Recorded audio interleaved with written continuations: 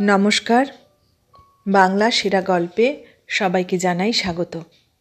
শুরু করছি আজকের গল্প। আজ পড়ে শোনাব সাহিত্যিক শৈলজানন্দ মুখোপাধ্যায়ের লেখা গল্প বধূ বরণ। তাহলে শুরু করি গল্প বধূ বরণ। নারীর সঙ্গে এমনি করিয়াই জীবনে তাহার প্রথম পরিচয়। বাসন্তী চিঠি লিখাইতে আসে। বলে, লেখো প্রাণেশ্বর। প্রাণেশ্বরের অর্থ বুঝিবার মতো বয়স তখন ননীমাধবের হইয়াছে। মুখ কান তাহার লাল হইয়া ওঠে। সলজ্জ একটুখানি হাসিয়া ঘাড় নাড়িয়া বলে, না। কিন্তু না বলিলে চলে না। বাসন্তীর শহুরে স্বামী সেদিন তাহাকে গেও ভূত বলিয়া উপহাস করিয়া গিয়াছে, সুতরাং উহা তাহাকে লিখিতেই হইবে। বাসন্তী তাহার হাতখানি চাপিয়া ধরে, বলে, না ভাই, লক্ষ্মী মানিক আমার। তা হাত ধরিবার দোষ নাই। এই সেদিন পর্যন্ত দুজনে একসঙ্গে খেলা করিয়াছে। দুর্ভাগ্য ননীমাধবের। 15 বছরেই বাসন্তীকে দেখায় যেন এক মস্ত ডাগর মেয়ে, আর 14 বছরের ননীমাধব সেই যে ছোটকে সেই ছোট।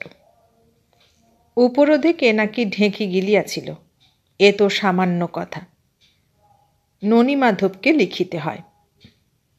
কিন্তু তাহার পর অনর্গল যেসব কথা বাসন্তীর মুখ দিয়া বাহির হইতে থাকে, চিঠিতে তাহা লিখিবার নয়। তবু ননীমাধব যা হোক করিয়া লিখিয়া চলে। বাসন্তী বলে, পড়ো দেখি, শুনি। ননীমাধব উঠিয়া দাঁড়ায়, বলে, পারব না। বাসন্তী লেখাপড়া জানে না, কিন্তু জাদুবিদ্যা জানে হয়তো। সে এক অদ্ভুত গ্রীবাভঙ্গি করিয়া আয়ত ঢলঢলে চোখ দুইটি তুলিয়া ননীমাধবের পানে ফিরিয়া চাহিতেই তাহাকে বসিতে হয়। যাহা না লিখিয়াছে তাহাও পড়িয়া শোনায়। বাসন্তী খুশি হইয়া বলে, আর দুটি কথা। ননীমাধব আবার বাঁকিয়া বসে, কিন্তু এবার আর চোখের চাহনি দিয়া নয়, গ্রীবাভঙ্গি করিয়া নয়। বাসন্তী হাত ধরিয়া টানিয়া তাহাকে কাছে বসায়। বসাইয়া কি যে করে কে জানে। ননীমাধব তৎক্ষণাৎ গলিয়া জল হইয়া গিয়া আবার লিখিতে শুরু করে। নিচের উঠান হইতে মামিমা ডাকেন, ননী। ভয়ে একেবারে জড়সড় হইয়া গিয়া জিভ কাটিয়া ননী তাহার হাতের কলম দোয়াতের ভিতর ছাড়িয়া দেয়। বেলা তখন পড়িয়া আসিয়াছে।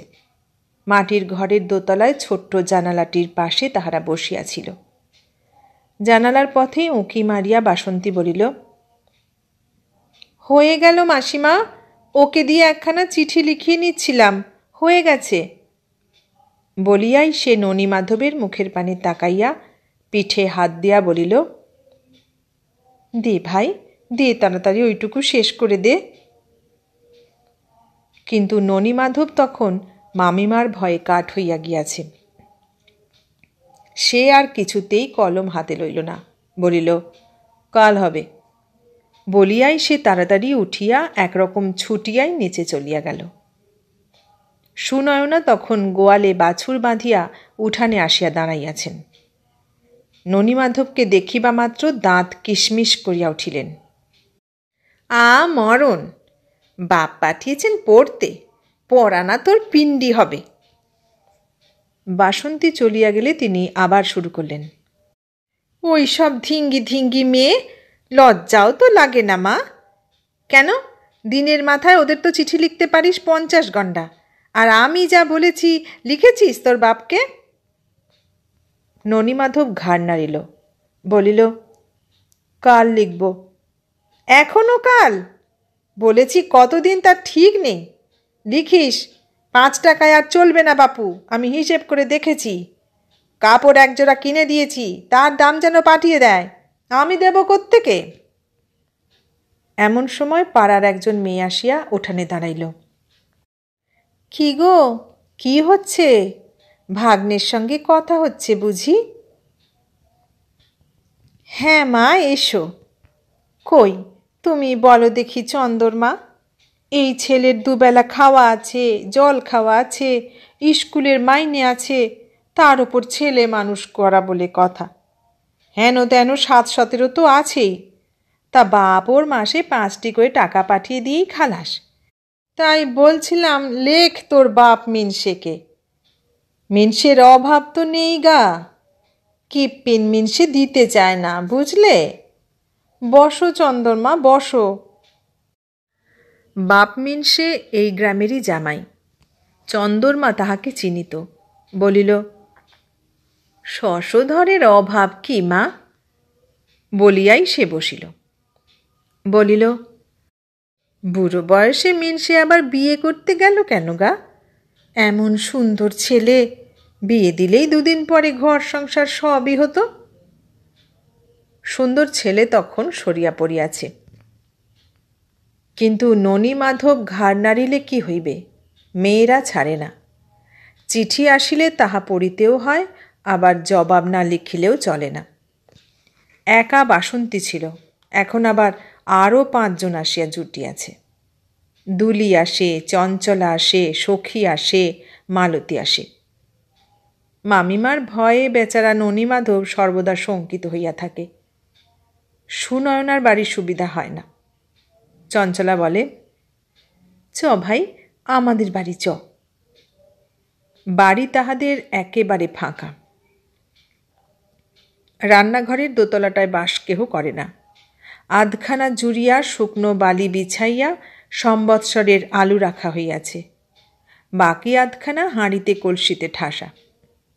তারই এক পাশে কোনো মতে একটুখানি জায়গা করিয়া লইয়া চঞ্চলার চিঠি লেখা চলে।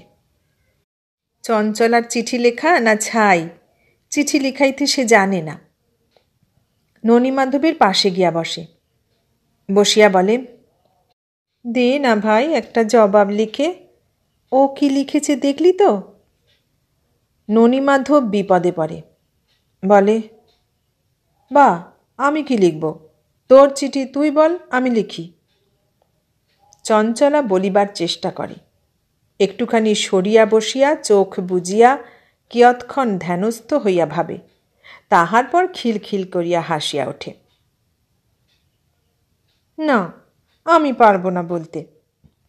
ননী মাধব তখন নিজেই লিখিতে শুরু করে। লেখে, শ্রীচরণ কমলেশু, আপনি কেমন আছেন? আমি ভালো আছি। লিখিয়া পড়িয়া শোনায়। ননীও হাসে, চঞ্চলাও হাসে। হাসিতে হাসিতে চঞ্চলা একেবারে গড়াইয়া পড়ে, বলে, বাস, এইবার ঠিকানা লিখে ফেলে দাওগে যাও। এমন সময় সিঁড়ির দরজায় শব্দ হয়। সহসা হাসি থামাইয়া চঞ্চলা বলে, কে? ননী মাধব ভয়ে জড়সড় হইয়া জিভ কাটিয়া সরিয়া বসে। চুপি চুপি বলে, কে ভাই, মামি নয় তো? না। বলিয়া চঞ্চলা উঠিয়া গিয়া খিল খুলিয়া দেখে মালতী। ও মা, তুই? হাসিতে হাসিতে দুমদুম করিয়া সিঁড়ি দিয়া দুজনেই উপরে উঠি আসে। মালতীরও চিঠি লিখাইবার কথা ছিল। চঞ্চলা বলে, তুই ভাই আগে লেখা। ঠোঁট উল্টাইয়া মালতী বলে, না ভাই, আমার অত শখ নাই, তার চেয়ে আয় বরং আমরা বউ বউ খেলি। বউ বউ খেলা তাহারা ছোটবেলায় খেলিয়াছে, খেলাটা ভারী মজার খেলা। চঞ্চলা প্রথম রাজি হয় না, কিন্তু মালতী ছাড়ে না, বলে, না ভাই, খেলতেই হবে। ননী মাধব দেখে চিঠি লেখার চেয়ে বউ বউ খেলা ঢের ভালো। 2 জন মেয়ে, একজন বউ, একজন ননদ। ননী মাধব হইল বর, কিন্তু কে ননদ আর কে বউ এই লইয়া বচসা বাঁধিল। শেষে মালতীরই জিত হইল, তাহার বউ হইবার বড় সাধ। নিচের সিঁড়িটা হইল তাহাদের বাড়ি, আর উপরের ঘরখানা হইল কলিকাতা শহর। কলিকাতায় ননী মাধব চাকরি করে। হঠাৎ একদিন উপরের কলিকাতা হইতে চাকরি করিয়া ননীমাধব তাহার নিচের সিঁড়ির ঘরে আসিয়া পৌঁছিল। আসিয়াই দেখে মহামারী কাণ্ড। ননদ ভাজে ঝগড়া করিয়া দুইজনে দুই সিঁড়ির ধাপে গম্ভীরভাবে বসিয়া আছে। দুদিন ধরিয়া তাহাদের রান্না নাই, খাওয়া নাই, কথা কওয়া তো একেবারেই বন্ধ হইয়াছে। বউ কাঁদিয়া কাটিয়া ঝগড়া বিবরণ তাহাকে জানাইল।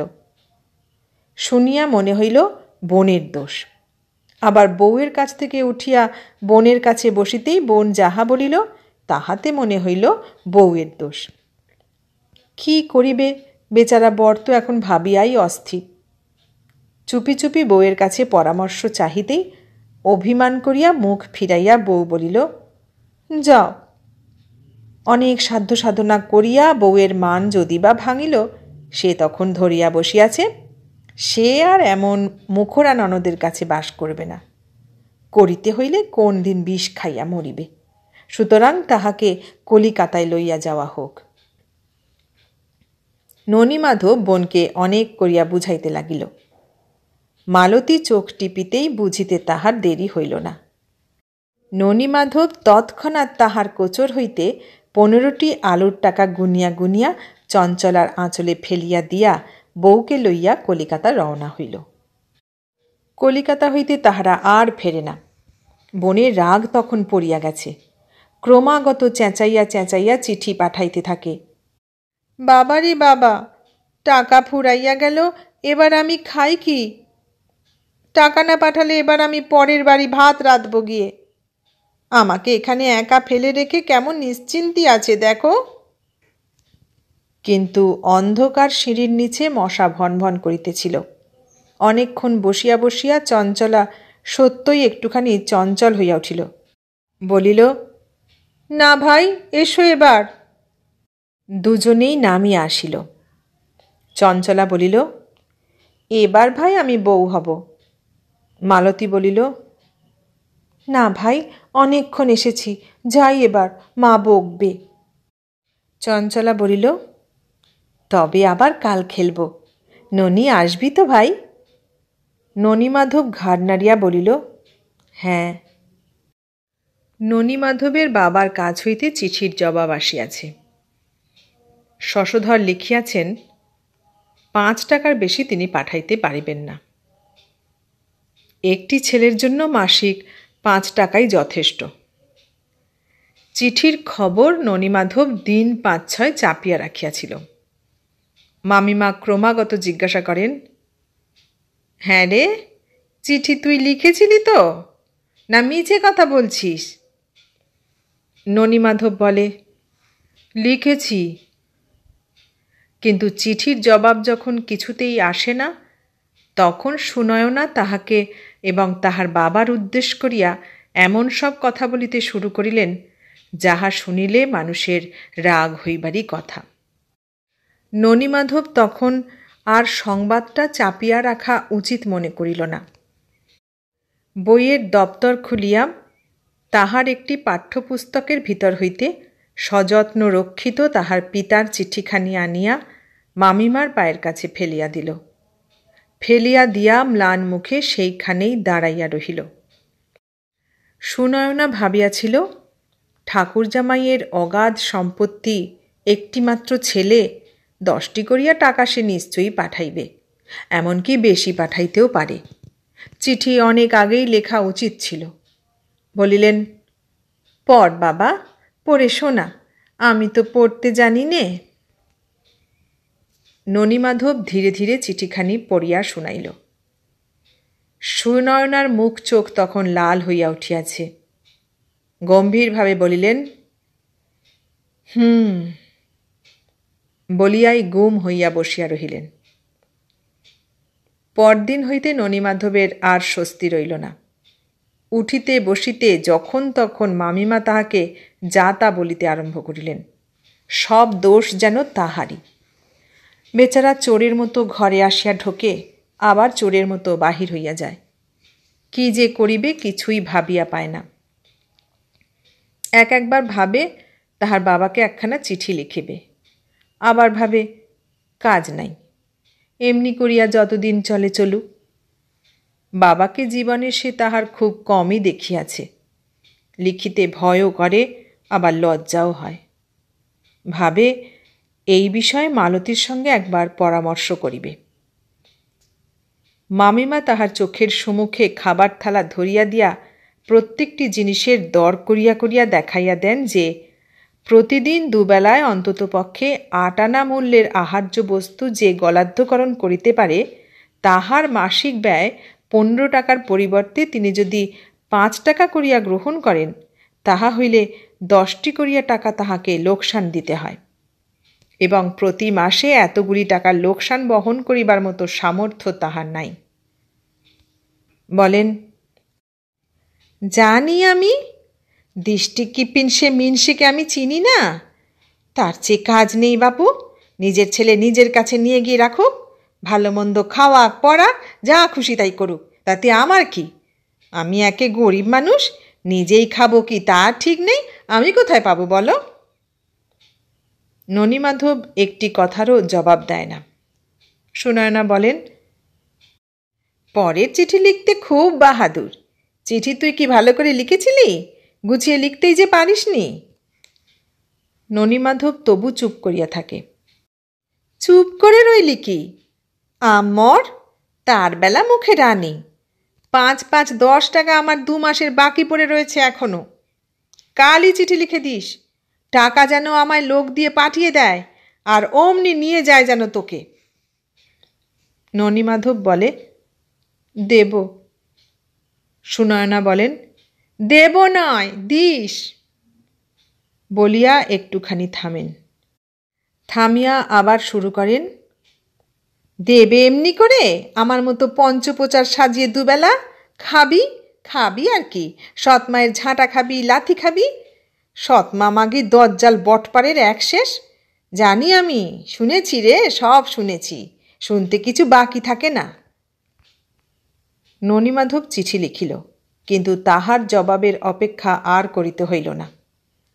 বাসন্তী আজ কয়েকদিন হইতেই ননীমাধবকে খুঁজিয়া বেড়াইতেছিল, কিন্তু ননীমাধবকে খুঁজিয়া পাওয়া আজকাল নাকি দুঃসাধ্য। তাহার মামিমা অন্তত তাহাই বলেন। তবে তাহাকে খুঁজিয়া বেড়াইবার কারণ যাহা, তাহা সকলের কাছে বলিবার নয়। বাসন্তী এই লইয়া বেশি হইচই করিতে পারে না। বৈকালে গা ধুইবার জন্য কলসি কাঁখে লইয়া দল বাঁধিয়া মেয়েরা পুকুরে যায়। অন্যদিন চঞ্চলাই বাসন্তীকে ডাকিতে আসে। সেদিন সে আসিল না দেখিয়া বাসন্তী নিজেই তাহার বাড়ির দিকে চলিতে লাগিল। গিয়া দেখে নিস্তব্ধ বাড়ির প্রাঙ্গণে মাত্র কয়েকটা কাক উড়িয়া উড়িয়া বেড়াইতেছে, কোথাও কাহারও সারা শব্দ নাই। বাসন্তী ডাকিল, চঞ্চলা। সম্মুখে টিনের ঘরটার উপর হইতে কে যেন সাড়া দিল, যাই। বাসন্তী একটুখানি আগাইয়া গিয়া দেখে দরজার খিল খুলিয়া মালতী বাহির হইয়া আসিতেছে। মালতীকে দেখিবে বাসন্তী তাহা ভাবে নাই। জিজ্ঞাসা করিল, চঞ্চলা কই? আসছে বলিয়া আঙুল বাড়াইয়া মালতী উপরের সিঁড়ি দেখাইয়া দিল। বলিল, আসছে, চল। বাসন্তী কিন্তু গেল না। বলিল, কেন দেরি করছিস? কেন লা? সন্ধে হয়ে যাবে, ঘুমোচ্ছিস বুঝি? বলিতে বলিতে এক এক ধাপ করিয়া সিঁড়ি উঠিতে উঠিতে উপরে গিয়া দেখে চঞ্চলা তখন উঠিয়া দাঁড়াইয়াছে, পশ্চাতে ননীমাধব। হাসিয়া বলিল, চিঠি লেখাচ্ছিলাম ভাই। বাসন্তী হাসিল না, একটি কথাও বলিল না। ননীমাধবের দিকে একবার মাত্র তাকাইয়াই গম্ভীরভাবে চুপ করিয়া রহিল। বৈকালে ৩-৪ জনে দল বাঁধিয়া পুকুরে যাওয়া তাহাদের প্রতিদিনের অভ্যাস। হাসিতে গল্পে সময়টা তাহাদের কাটে ভালো। সেদিন কিন্তু বাসন্তীর মুখ দিয়া আর কথা সরে না। বেশি কথা বলা চঞ্চলার স্বভাব নয়। কথা বলিতেছিল মালতী। বাসন্তীর শুনিবার ইচ্ছা নাই, অথচ মালতী ক্রমাগত বলিয়া চলে। পুকুরের কাছে গিয়া বাসন্তী বলিল, আহ, চুপ কর না ভাই, আবল তাবল বকছিস কেন মিছিমিছি? লজ্জায় মালতী চুপ করিল। বাসন্তী আর চঞ্চলাদের বাড়ি গিয়া দূর হইতে তাহাকে চিৎকার করিয়া ডাকে না। চোরের মতো পা টিপিয়া টিপিয়া প্রায় প্রত্যহই তাহাদের বাড়ি গিয়া টিনের ঘরখানার সিঁড়ির দরজাটার পাশে চুপ করিয়া দাঁড়ায়। কোনোদিন দেখে ভিতর হইতে দরজা বন্ধ, উপরে তাহাদের চিঠি লেখা চলিতেছে, মাঝে মাঝে দু একটা কথা শোনা যায় মাত্র। আবার কোনোদিন বা নিরাশ হইতে হয়, দেখে দরজা খোলা, আলুগুলা সরানো হইয়াছে, আর তাহারই পাশে মালতী, চঞ্চলা, সখী ও সুমতি চারজনে বসিয়া কড়ি চালিয়া 10-25 খেলিতেছে। দিন 7-8 পরে একদিন সে দরজা বন্ধ দেখিয়া চৌকাঠের পাশে গিয়া কান পাতিয়া দাঁড়াইয়াছে। শুনিল দরজার ওপারে সিঁড়ির উপর হইতে সখী বলিতেছে, দেরি হচ্ছে, এবার কিন্তু ভাই চিঠি লিখব। ব্যাপারটা বাসন্তী ভালো বুঝিতে পারিল না। চিঠি লেখালেখির কথা শুনিয়া আন্দাজি ভাবিল ননীমাধব সেখানে নিশ্চয়ই আছে। যাচ্ছি, গলার আওয়াজ ননীমাধবের। বাসন্তী তাহাও শুনিল, এবং শুনিয়া অবধি সর্বাঙ্গ তাহা রি রি করিতে লাগিল। অন্যদিন সে অনেকক্ষণ দাঁড়াইয়া থাকে। দাঁড়াইয়া থাকিয়া থাকিয়া তাহার যখন আর সহ্য হয় না, তখন ডাকে, চঞ্চলা আয়। আজ কিন্তু সে অবসর তাহার রহিল না, তেমনি পা টিপিয়া টিপিয়া সেখান হইতে সরিয়া পড়িল। ধীরে ধীরে শীত পড়িতেছে। সুনয়না তাহার ঘরের দাওয়ায় বসিয়া কাঁথা সেলাই করিতেছিলেন। বাসন্তী বলিল, কি করছো মাসি? কেন, দেখতে পাচ্ছিস না কি করছি? এই বলিয়া মুখ না তুলিয়াই তিনি বলিতে লাগিলেন, চিঠি লেখাতে আর আসিস নি যে বাসু? আর আসবি কার কাছে মা? হতভাগা বাড়িতে কি থাকে কোনো দিন? বাসন্তী বলিল, কোথা থাকে তা তুমি জানো মাসিমা? কি করে জানবো বাছা, তোরাই জানিস। এসো, দেখবে এসো।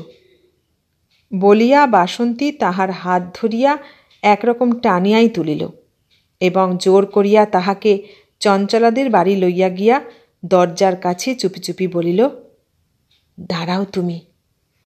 বাসন্তী ডাকিল, চঞ্চলা। টিনের ঘরের দোতলার মৃদু গুঞ্জন সহসা থামিয়া গেল। এমন অসময়ে বাসন্তী কোনোদিন ডাকে না। যাই বলিয়া চঞ্চলা নামিয়া আসিয়া জিজ্ঞাসা করিল, কি? বাসন্তী বলিল, ননীমাধব আছে? দূরে সুনয়নাকে দাঁড়াইয়া থাকিতে দেখিয়া হতভম্ব হইয়া শুকনো মুখে চঞ্চলা শুধু একবার ঘাড় নাড়িয়া জানাইল, আছে। বাসন্তী বলিল, ডাক। চঞ্চলা ডাকিতেই চোরের মতো ধীরে ধীরে ননীমাধব আসিয়া দাঁড়াইল। সুনয়না ইতিমধ্যে অনেকখানি আগাইয়া আসিয়াছেন। তিনি আর কোনো কথাটি বলিলেন না। টপ করিয়া বাঁ হাত দিয়া তাহার চুলের মুঠি ধরিয়া যৎপরণস্তি প্রহার লাগাইয়া দিলেন। ননীমাধবের মুখ দিয়া একটি কথাও বাহির হইল না। চোখ দিয়া দরদর করিয়া জল ঝরিতে লাগিল। সুনয়নার তখন রোখ চাপিয়া গিয়াছে। কিছুতেই তিনি থামিতেছেন না দেখিয়া বাসন্তী জোর করিয়া তাহার হাতে ধরিয়া থামাইয়া দিল। সুনয়না রাগে থরথর করিয়া কাঁপিতে কাঁপিতে বলিলেন, হতভাগা! সখী, চঞ্চলা, মালতী, বাসন্তী সকলেই দাঁড়াইয়াছিল। ননীমাধব মুখ তুলিয়া লজ্জায় কাহারও মুখের পানে একটিবার তাকাইতে পারিল না। নীরবে মাথা হেঁট করিয়া চোখ মুছিতে মুছিতে দ্রুতপদে সেখান হইতে চলিয়া গেল। কিন্তু সেই যে চলিয়া গেল, আর সে ফিরিল না। 5-6 ক্রোশ দূরের একটা গ্রামে দেখা গেল রাত্রি প্রায় দ্বিপ্রহরের সময় ননীমাধব মাত্র তাহার কাপড়খানি গায়ে দিয়া চারিদিকে প্রাচীর ঘেরা একখানি বাড়ির দরজায় গিয়া ডাকাডাকি করিতেছে। অগ্রহায়ণের শেষ। সকাল সন্ধ্যায় আজকাল রীতিমতো শীত। ছেলেটা বোধ করি এতখানা পথ একরকম ছুটিয়াই আসিয়াছে। তাহা না হইলে আজ আর তাহাকে এই শীতের রাত্রে থরথর করিয়া না কাঁপিয়া এমন সোজা হইয়া দাঁড়াইয়া থাকিতে হইত না। অনেক ডাকাডাকির পর একটি মেয়ে আসিয়া দরজা খুলিয়া দিল। ছিপছিপে দোহারা গরণ, বয়স 20 কি 25 কিছুই বুঝিবার উপায় নেই। বাহাতে একটি কেরোসিনের কুপি। সেই আধো আলো আধো অন্ধকারে দেখা গেল মুখখানি সুন্দর, চোখ দুটি ঢলঢলে। আন্দাজে ঠাহর করিয়া ননিমাধব হেঁট হইয়া একটি প্রণাম করিল।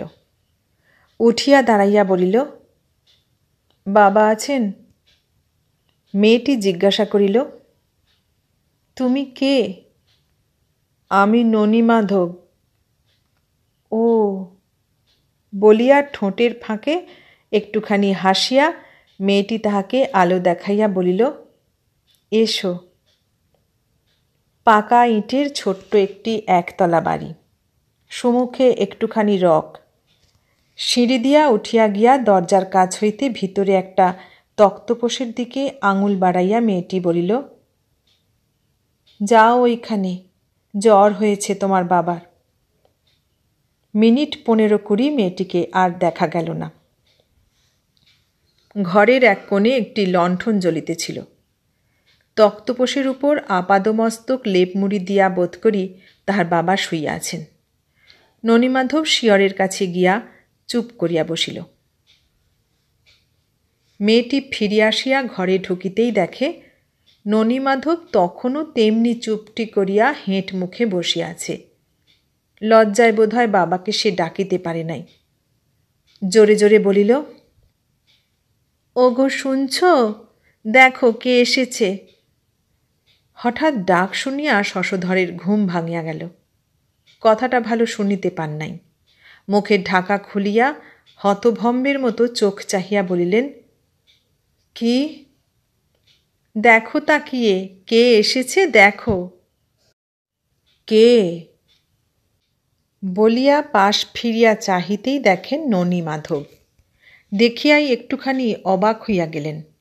বলিলেন, তুই এত রাত্রে?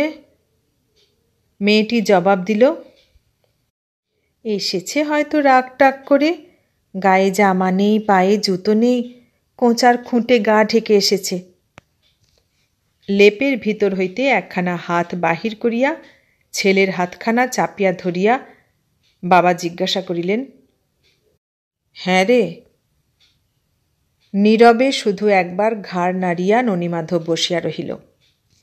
তাহার পর অত্যন্ত ধীরে ধীরে কহিল, আর আমি ওখানে থাকব না। শশধর কোনো কথাই বলিলেন না। মেয়েটি সুমুখে দাঁড়াইয়াছিল। একবার শুধু তাহার মুখের পানে তাকাইয়া একটি নিঃশ্বাস ফেলিলেন মাত্র। সকলেই চুপ। মেয়েটি সেখান হইতে সরিয়া গিয়া পাশের ঘরের দরজা খুলিয়া ভিতরে ঢুকিল। ননিমাধবের হাতখানি আর একবার চাপিয়া ধরিয়া শশধর জিজ্ঞাসা করিলেন, 5 টাকার বেশি দিতে চাইনি, তাই কিছু বলেছে ঠিক না? ননিমাধব ঘাড় নাড়িয়া বলিল, হ্যাঁ। শশধর বলিলেন, বলবে তা জানি, মাগি চামারের এক শেষ। বলিয়াই ডাকিলেন, মায়া। ঘরের ভিতর হইতে মেয়েটি সাড়া দিল, কি? খাবার টাবার কিছু? জানি গো জানি, তুমি চুপ করো। বলিয়া মায়া বাহিরে আসিয়া বসিল। এসো ননিমাধব, ওইখানে জল আছে বালতিতে, হাত পা ধোও, ধুয়ে এই ঘরে তুমি খাবে, এসো। খাইতে বসিয়া ননিমাধব দেখে মামিমার কথা একদম ভুল। দিব্য পরিপাটি করিয়া কার্পেটের একখানি আসন পাতিয়া খাইতে দেওয়া হইয়াছে। পঞ্চপ্রচার না হোক, তরি তরকারি, ভাত, ডাল, এমনকি আস্ত একটা মাছের মুড়া পর্যন্ত দেওয়া হইয়াছে। হাসিতে হাসিতে মায়া তাহার সম্মুখে আসিয়া বসিল। বসিয়া বলিল, লজ্জা করিস নে ননিমাধব। তাহার পর কত কথা। রাতের রান্না আমি সবই রেখে দিই, কাল সকালে খাই। শীতকাল, এতক্ষণ হয়তো সব ঠান্ডা হয়ে গেছে। তোর বাবাকে আমি কতদিন বলেছি তোকে নিয়ে আসতে, উনি বলেন থাক, বেশ আছে। শীত করছে না?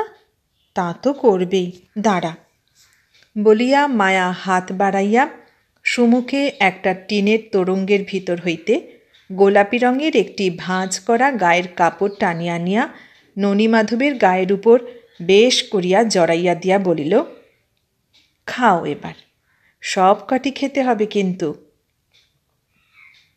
পরিশ্রমের ক্লান্তির জন্যই বোধ করি তাহার ক্ষুধা পাইলেও ভালো করিয়া খাইতে পারিল না।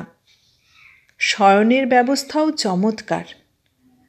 ননীমাধব শুইয়া শুইয়া ভাবিতে লাগিল, এতদিন কেন সে এখানে আসে নাই।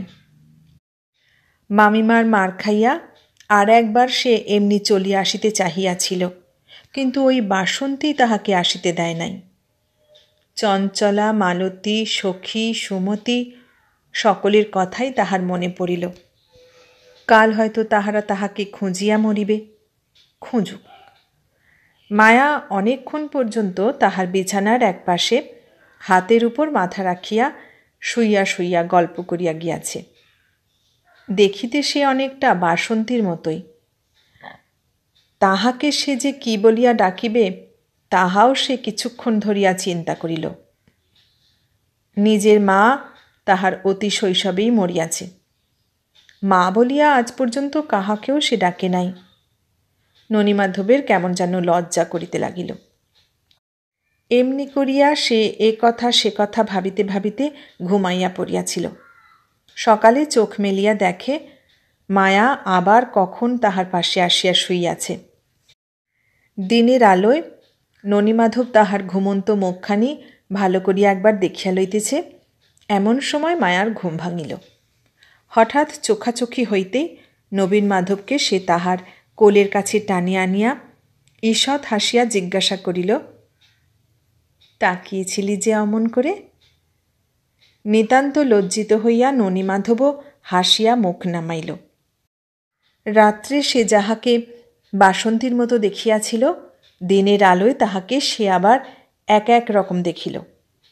সে যে এত সুন্দর গতরাত্রির অস্পষ্ট আলোকে তাহা সে বুঝিতে পারে নাই।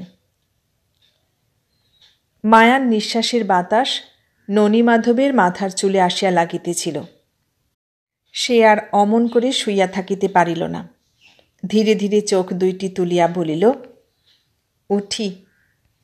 মায়া হাতখানি তাহার ছাড়িয়া দিয়া চোখ বুজিয়া ঘাড় নাড়িয়া বলিল, ওঠো। গ্রামখানিও মন্দ নয়। 2-4 দিনের মধ্যেই ননীমাধবের সঙ্গী জুটিয়া গেল বিস্তর। সৎমা নাকি কাহারও ভালো হয় না, ননীমাধবের ধারণা ছিল তাই। কিন্তু তাহার কপাল ভালো, আসিয়া অবধি সে ধারণা তাহার বদলাইয়া গিয়াছে। বাপের অবস্থা ভালো তাহা সে পূর্বেই শুনিয়াছিল। আসিয়া দেখে সত্যই তাই। কোনো দিক দিয়া অভাব অনটন কোনো দিন তাহার নজরে পড়ে না। বুড়ো বাপ বোধ করি তাহার একটুখানি কৃপণ। রোজ সকালে জেলে আসিয়া খিড়কির পুকুরে জাল ফেলে। রান্নাঘরের পাশে ঘাটে যাইবার ছোট দরজাটির ফাঁকে মাথা গলাইয়া চুপি চুপি ডাকে, মা ঠাকরুন।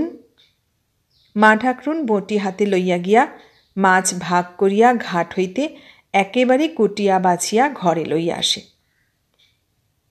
ননীমাধব সেদিন কাছে দাঁড়াইয়াছিল।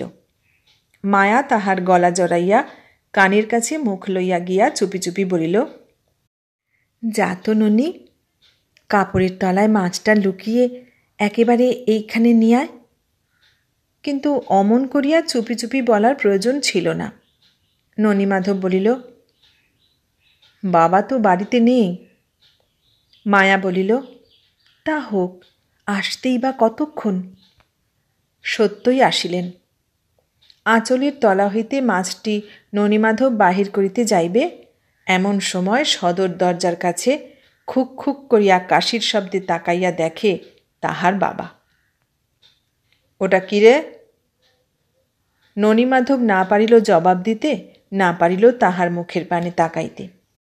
সকরুণ দৃষ্টিতে একবার সে মায়ার মুখের পানে তাকাইল মাত্র। মায়া উনানের কাছে বসিয়াছিল। হাসিয়া মুখ ফিরাইয়া উঠিয়া দাঁড়াইল। কেন, এত মার মূর্তি কেন? আর কিছু নয়, একটা মাছ। ঘাড় নাড়িয়া শশধর বলিলেন, জানি, কিন্তু মাছগুলো বড় হতে দিলে না দেখছি। মায়া বলিল, দুটো নয়, 10টা নয়, একটা ছেলে কতদিন পরে বাড়ি এলো, তোমার পুকুর ভরা মাছ, কি যে বলো তুমি। বলি আমার মাথা আর মুন্ডু, ছেলে না হয় আজ 10 দিন এসেছে, মাছ ধরা চলছে সেই পুজো থেকে ইস্তক আজ পর্যন্ত, একদিনের জন্যও তো কামাই নেই। কত আর বলবো তোমাকে, বলে বলে তো হয়রান হয়ে গেলাম। বলিতে বলিতে তিনি ঘরে গিয়া ঢুকিলেন। মাছটা নামাইয়া রাখিতে বলিয়া মায়াও তাহার পিছু পিছু গেল। জানি আমি, সকাল থেকে রোদ্দুরে ঘুরলে মাথার কখনো ঠিক থাকে মানুষের? বসো, ঠান্ডা হও, জল টল খাও, তারপর যা বলতে হয় বলো। বলিয়া গলার কাপড় আর একবার ফেটটা ঘুরাইয়া লইয়া হাসিয়া হাত দুইটি কপালে ঠেকাইয়া বলিল, অপরাধ হয়েছে মশাই, ক্ষমা করুন। শশধর না হাসিয়া থাকিতে পারিলেন না। মায়া এতক্ষণে নিশ্চিন্ত হইয়া জলখাবার থালাটি স্বামীর সম্মুখে ধরিয়া দিয়া বলিল, যাই আবার, উনুনে আলু চড়িয়ে এসেছি। রান্নাঘরে আসিয়া সে বঁটি লইয়া মাছ কুটিতে বসিল। ননির বিয়ে দেব, রাঙা টুকটুকে বউ আসবে, তখন আর কষ্ট করে মাছটা আমায় কুটতে হবে না। কি বল ননি? লজ্জায় ননি তাহার মুখের পানে তাকাইতে পারিল না। সেখান হইতে উঠিয়া সে একরকম ছুটিয়াই চলিয়া যাইতেছিল। মায়া বলিল, যাস নে ননি, খেয়ে যাবি। কথাটা বোধ করি সে শুনিতে পাইল না। কিন্তু এত আদর, এত যত্ন জীবনে সে কখনো পায় নাই। অন্ধ হঠাৎ সূর্য দেখিয়াছে, অসহ্য হইবারই কথা। ননিমাধব নাও বলিতে পারে না, হ্যাঁও বলিতে পারে না। সেদিন সকালে শশধর তাহার স্ত্রীকে যৎপরণাস্তে তিরস্কার করিতেছিলেন। ননিমাধব ঠিক সেই সময় ঘরে ঢুকিতেছিল।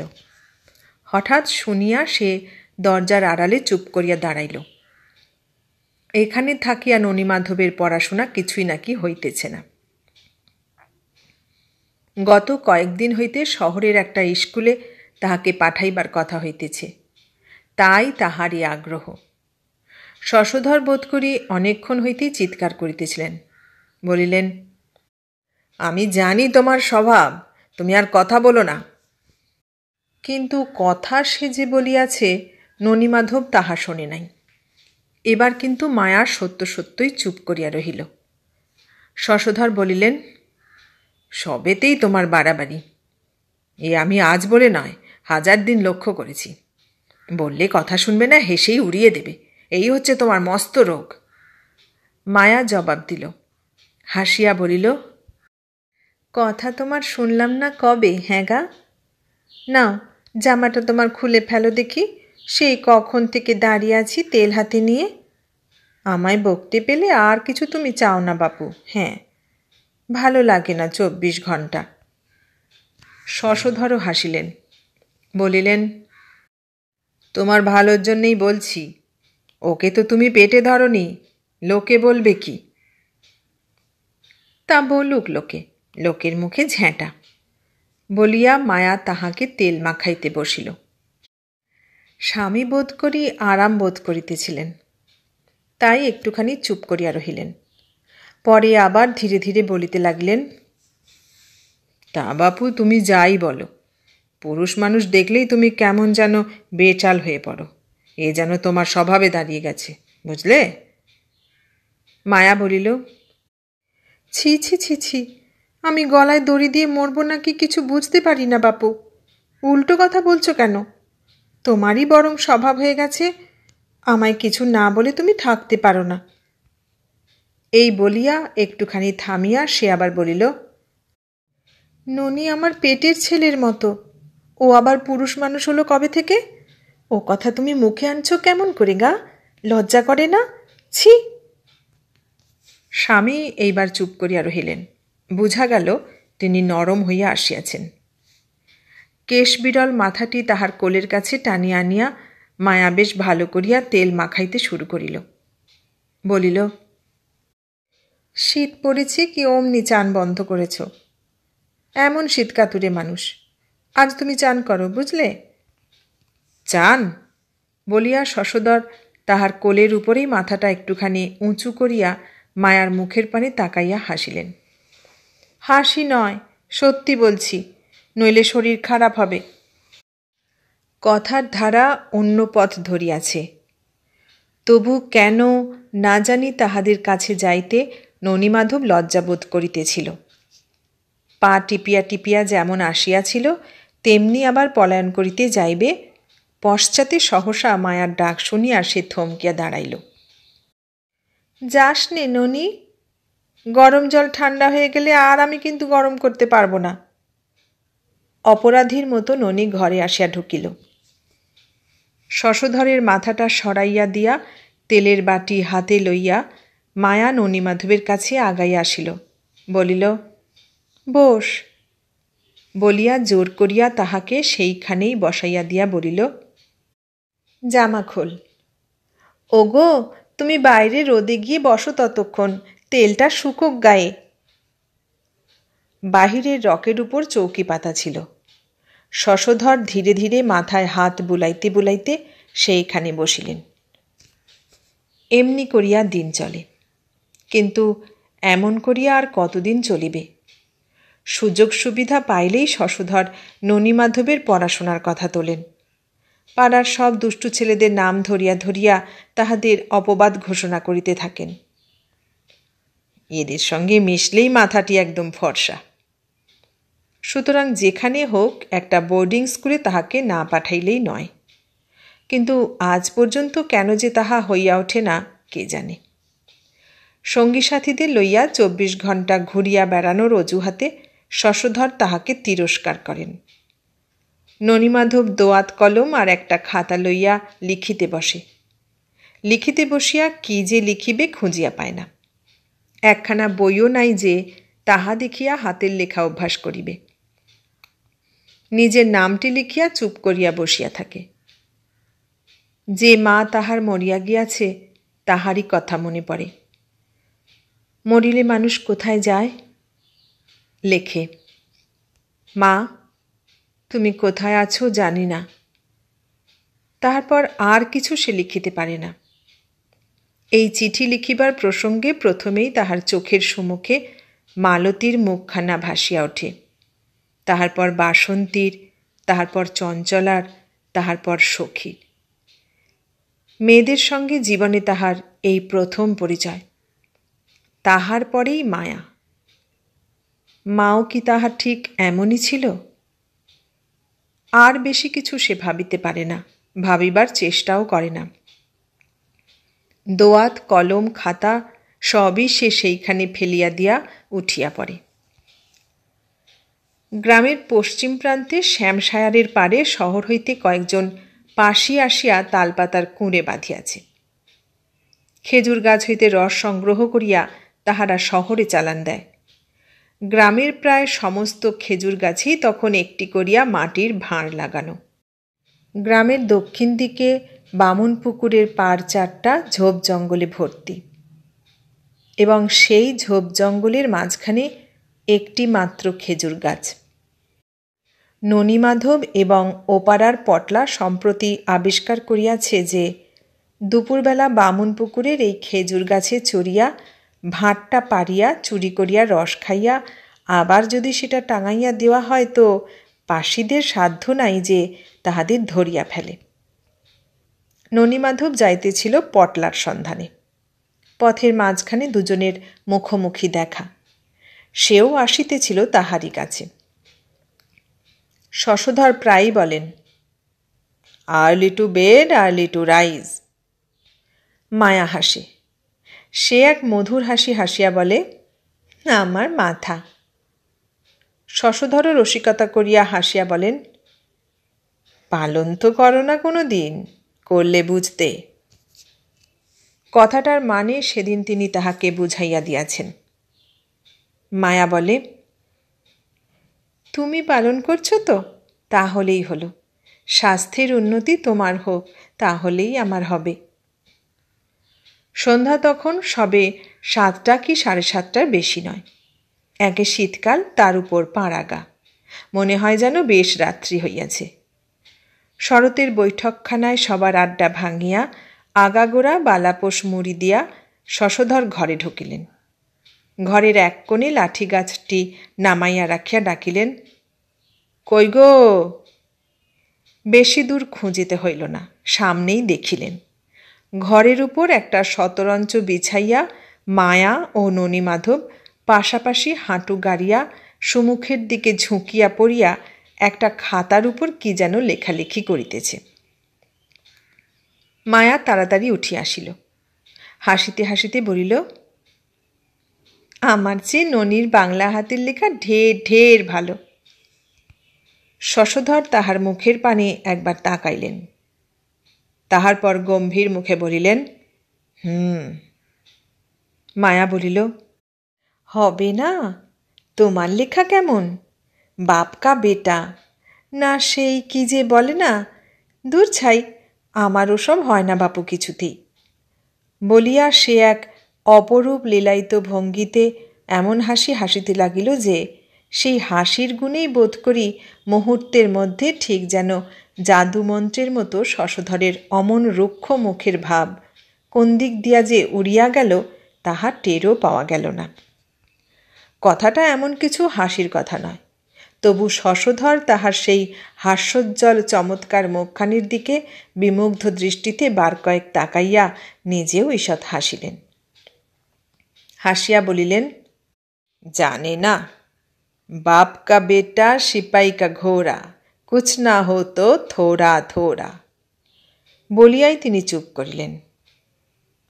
চোখ মুখের ভাব দেখিয়া বুঝা গেল সহসা তিনি অত্যন্ত উল্লসিত হইয়া উঠিয়াছেন। শশধর একবার হাঁচিলেন।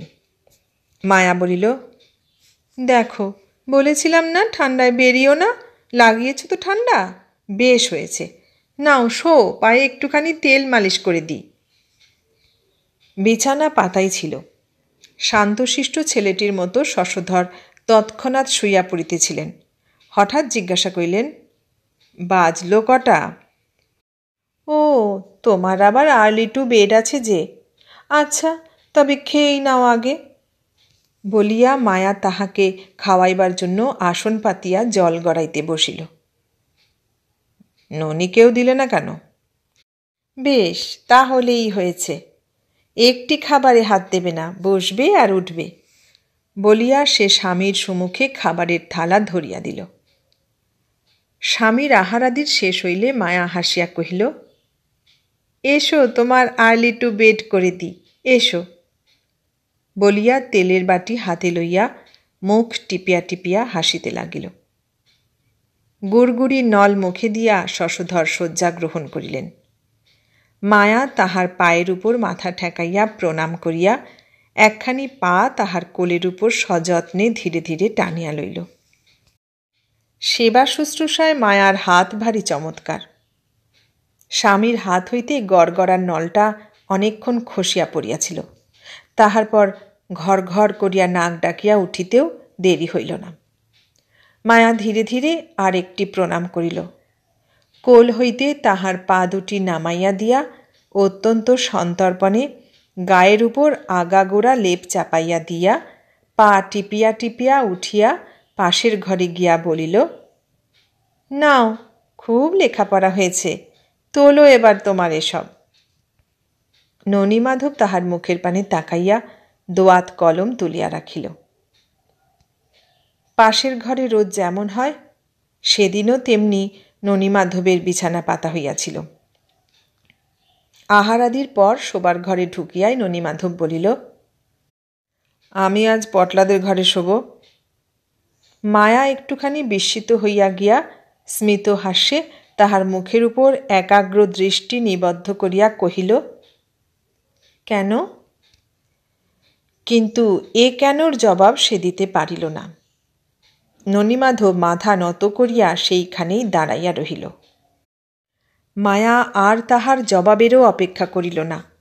বাঁ হাত দিয়া তাহাকে জড়াইয়া ধরিয়া একরকম জোর করিয়াই বিছানার উপর শোয়াইয়া দিল এবং তাহাকে আর দ্বিতীয় কথাটি বলিবার অবসর না দিয়াই হাত বাড়াইয়া ফস করিয়া আলোটা নিভাইয়া দিয়া মুখের কাছে মুখ লইয়া গিয়া চুপি চুপি বলিল, পাগল। শয্যাপ্রান্তে নিরতিশয় ভীত সংকুচিত ননীমাধব নিঃস্পন্দভাবে চক্ষু মুদ্রিত করিয়া পড়িয়া রহিল। আর তাহারই একান্ত সন্নিকটে ঘন সতেজ পুষ্পিত যৌবনা লতার মতো অনিন্দ্যসুন্দরী মায়া তাহাকে নিবিড় আলিঙ্গনে আবেষ্টন করিয়া তাহার দুই পরিপুষ্ট গণ্ডদেশে কৃষ্ণকুঞ্চিত কেশাবৃত ললাটে মুদিত পক্ষ দুই চক্ষে সুচারু দুই ওষ্ঠপুটে ক্রমাগত চুম্বন করিয়া তাহাকে একেবারে উদ্ভ্রান্ত বিহ্বল করিয়া দিতে লাগিল। জানালাটা বন্ধ করা হয় নাই। মৃদু জ্যোৎস্নালোকের একটি সুদীর্ঘ রেখা পথ অতিক্রম করিয়া গৃহের অপর প্রান্তে আসিয়া পড়িয়াছে। বাহিরে হিমাচ্ছন্ন জ্যোৎস্নাময়ী রাত্রি, নিস্তব্ধ নিষুপ্ত গ্রাম, নিদ্রিত গৃহস্বামীর নাসিকাধ্বনি ছাড়া আর কোথাও কোনো শব্দ পর্যন্ত শোনা যায় না। পরদিন হইতে ননীমাধবের মাথার ভিতরটা কেমন যেন সকল সময়ে ঝিমঝিম করিতে থাকে। মুখ তুলিয়া কথা কহিতে পারে না। 24 ঘণ্টা বাহিরে বাহিরেই কাটায়। কিন্তু মায়া তাহাকে অমন করিয়া কিছুতেই থাকিতে দিবে না। আদর যেন তাহার আরও শতগুণ বাড়িয়া চলে। একটুখানি ফাঁক পাইলে হাসিয়া কাছে আসিয়া দাঁড়ায়। সোহাগ করিয়া মাথাটি তাহার বুকের উপর চাপিয়া ধরে, বলে, তোকে আমার কেন এত ভালো লাগে বলতো? ননীমাধব জবাবও দিতে পারে না, তাহার মুখের পানে তাকাইতেও পারে না। স্নেহ ভালোবাসা জীবনে যাহারা পায় না, বেশি পাইলে তাহারা আবার তাহা সহ্যও করিতে পারে না। তাই বোধহয় হঠাৎ একদিন দেখা গেল কাহাকেও কিছু না বলিয়া ননীমাধব পলায়ন করিয়াছে। কে যে এই হতভাগার জীবন লইয়া এমন খেলা খেলিল জানি না। এতদিন তাহার কোনো খবর পাওয়া যায় নাই। হঠাৎ দেখা গেল রেলওয়ে কোম্পানির ছোট্ট একটি ব্রাঞ্চ লাইনে চলন্ত একটি ট্রেনের কামরায় ননীমাধব বসিয়া আছে। 14 বছরের ননীমাধবের বয়স তখন প্রায় 30-এর কাছাকাছি। তাপস বালকের মতো দেহে তাহার সে সুকুমার সৌন্দর্য আর নাই। চোখে মুখে কেমন যেন একটা রুক্ষ ভাব। মাথায় উস্কো খুস্কো অগোছালো চুল, পরনে খাকি রঙের আধা পায়জামা, গায়ে কামিজের উপর কোট, পায়ে জুতা মোজা 2। এতদিন কেমন করিয়া যে তাহার জীবন কাটিয়াছে কে জানে। দেখিলে মনে হয় ঝড় ঝঞ্ঝা অনেক তাহার মাথার উপর দিয়া পার হইয়াছে, কিন্তু সে পল্লী কিশোরের অটুট স্বাস্থ্যের এতটুকু হানি করিতে পারে নাই। কামরায় আরও 2 জন যাত্রী, দুজনেই স্ত্রীলোক। 13-14 বছরের একটি মেয়ে সুমুখের বেঞ্চে তাহারই দিকে মুখ ফিরাইয়া শুইয়া আছে। পাশের বেঞ্চে বোধ করি ওই মেয়েটারই মা আগাগোড়া মুড়ি দিয়া সম্ভবত ঘুমাইয়া পড়িয়াছেন। ব্রাঞ্চ লাইনের ট্রেন। কামরার মাথার উপর অনুজ্জ্বল একটি গ্যাসের আলো মিটমিট করিয়া জ্বলিতেছিল। তাহারই সেই স্তিমিত আলোকশিখায় দেখা গেল ছোট সেই ঘুমন্ত মেয়েটির গলায় হার, হাতে চুড়ি, কানে দুল। দুল দুটি বোধ করি হীরার, নইলে ওই সামান্য আলোকে অমন আগুনের মতো জ্বলিবে কেন? ননীমাধব তাহার মুখের পানে না তাকাইয়া ঘন ঘন সেই জ্বলন্ত 2টি দুলের পানে তাকাইতেছিল। হঠাৎ তাহার কি মনে হইল কে জানে, ননীমাধব ধীরে ধীরে বেঞ্চের এক কোণের দিকে সরিয়া গিয়া অত্যন্ত সন্তর্পণে সেই দিকে হাত বাড়াইল বোধ করি দুল 2টি খুলিয়া লইবার জন্যই। হাত তাহার এতটুকু কাঁপিল না। গত 10-15 বৎসর ধরিয়া এই কর্মেই সে শুধু অভ্যস্ত হইয়াছে কিনা তাই বা কে বলিতে পারে। কিন্তু আধো আলো আধো অন্ধকারে হয়তো ঠিক ঠাহর হয় নাই। ঠান্ডা হাতের স্পর্শ পাইবা মাত্র মেয়েটি চোখ চাহিল। ননীমাধব তাহার হাত তখন সরাইয়া লইয়াছে। মেয়েটি চিৎকার করিল না, মুখে একটি কথাও বলিল না। ননীমাধবের মুখের পানে একবার মাত্র তাকাইয়া ধীরে ধীরে উঠিয়া বসিল। তাহার পর গায়ের কাপড়টা ভালো করিয়া জড়াইয়া লইয়া আস্তে আস্তে পাশের বেঞ্চে উঠিয়া গিয়া মায়ের গায়ে হাত দিয়া ডাকিল, মা। ননীমাধব জিজ্ঞাসা করিল, ও তোমার মা বুঝি? মেয়েটি নিঃসংকোচে ননীমাধবের দিকে মুখ ফিরাইয়া ঘাড় নাড়িয়া বলিল, হুম। মা ধর্মর করিয়া উঠিয়া চিৎকার শুরু করিলেন, নাম নাম নাম মা গৌরী, নিবি পর চট করে। ও মা, গাড়ি যে চলছে দেখি, ছেড়ে এলো নাকি আমাদের স্টেশন? মায়ের ছটফটানি দেখিয়া গৌরী না হাসিয়া থাকিতে পারিল না। ঈষৎ হাসিয়া বলিল, না মা, তুমি উঠে বসো, আমার ভয় করছে। সোনারটি আসেনি, তুই দেখেছিস তো ঠিক? বলিয়া মা একটুখানি আশ্বস্ত হইয়া চাপিয়া বসিলেন। ঘুমের ঘোরে ননীমাধবকে এতক্ষণ তিনি দেখিতে পান নাই। এইবার হঠাৎ তাহার দিকে নজর পড়িতেই বলিয়া উঠিলেন, ও মা, এই যে সাহেবলা। আমর এত গাড়ি থাকতে আর জায়গা পাওনি মুখ পোড়া? ননীমাধব হাসিয়া বলিল, না মা, আমি সাহেব নই। আপনারা কোথায় যাবেন? মা একটুখানি অপদস্থ হইয়া পড়িলেন। ও মা, তুমি আমাদেরই যে। আমরা যাব বাছা বহুত দূর। মুখ পোড়া বললাম, তাতে আর হয়েছে কি? ননীমাধব কথা শিখিয়াছে ভালো। মার প্রাণ একেবারে গলিয়া জল হইয়া গেল। আহা, দিব্যি ছেলেটি তো। মা জিজ্ঞাসা করিলেন, কোথায় যাবে বাছা তুমি? ননীমাধব বলিল, আমি যাব না মা কোথাও, এমনি ঘুরে বেড়ানোই আমার কাজ। মা বলিলেন, আমরা বাছা কি কুলক্ষণে যে বাড়ি থেকে বেরিয়েছিলাম, আসবার সময় ট্রেন ফেল হলো। গিয়েছিলাম আজিমগঞ্জ গঙ্গা চান করতে। বাড়ি থেকে গরুর গাড়ি আসবার কথা। ও বেলায় এসে একবার ফিরে গেছে, এ বেলায় যদি না আসে তো কি যে হবে বাবা, তাই ভাবছি। ননীমাধব জিজ্ঞাসা করিল, স্টেশন থেকে বাড়ি আপনাদের কত দূর মা? অনেক দূর বাছা, 2 ক্রোশ। আর এই অন্ধকার রাত, আর এই মেঘ করে আছে। আর যদি কখনো বাড়ি থেকে বেরোই তো এই গৌরী, তুইও কানমোল। বলিয়া তিনি সত্য সত্যই কানে হাত দিলেন। গৌরী হাসিল। ননীমাধবও না হাসিয়া থাকিতে পারিল না। হাসি নয় বাছা, বুক আমার দূর দূর করছে। এই রাত্রির কাল, সঙ্গে সমত্ত মেয়ে, আর মেয়ের গায়ে এক গা গয়না। বলিয়া তিনি মেয়ের মুখের পানে তাকাইয়া বলিলেন, গয়না টয়না খুলে ফেল বাছা, কাপড়ের একটা পুঁটলিতে না হয় বেঁধে নি। গৌরী একবার মায়ের দিকে তাকাইয়া চুপ করিয়া বসিয়া রহিল। গা হইতে গয়না খুলিল না। চলন্ত গাড়ির শব্দে কথা বলিবার বোধ করি সুবিধা হইতেছিল না।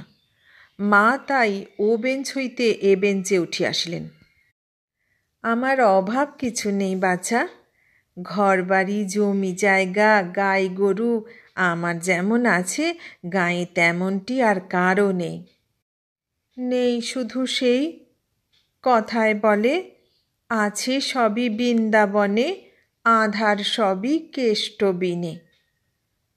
বলিয়াই তিনি চোখ বুজিয়া ঢোক গিলিয়া হাত উল্টাইয়া গম্ভীরভাবে বসিয়া রহিলেন।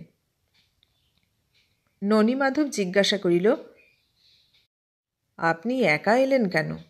সঙ্গে একটা বেটা ছেলে। কথাটা তাহাকে তিনি শেষ করিতে দিলেন না। মাঝখানেই কথা বলিলেন, কিন্তু কণ্ঠস্বর তখন তাহার ভারী হইয়া আসিয়াছে।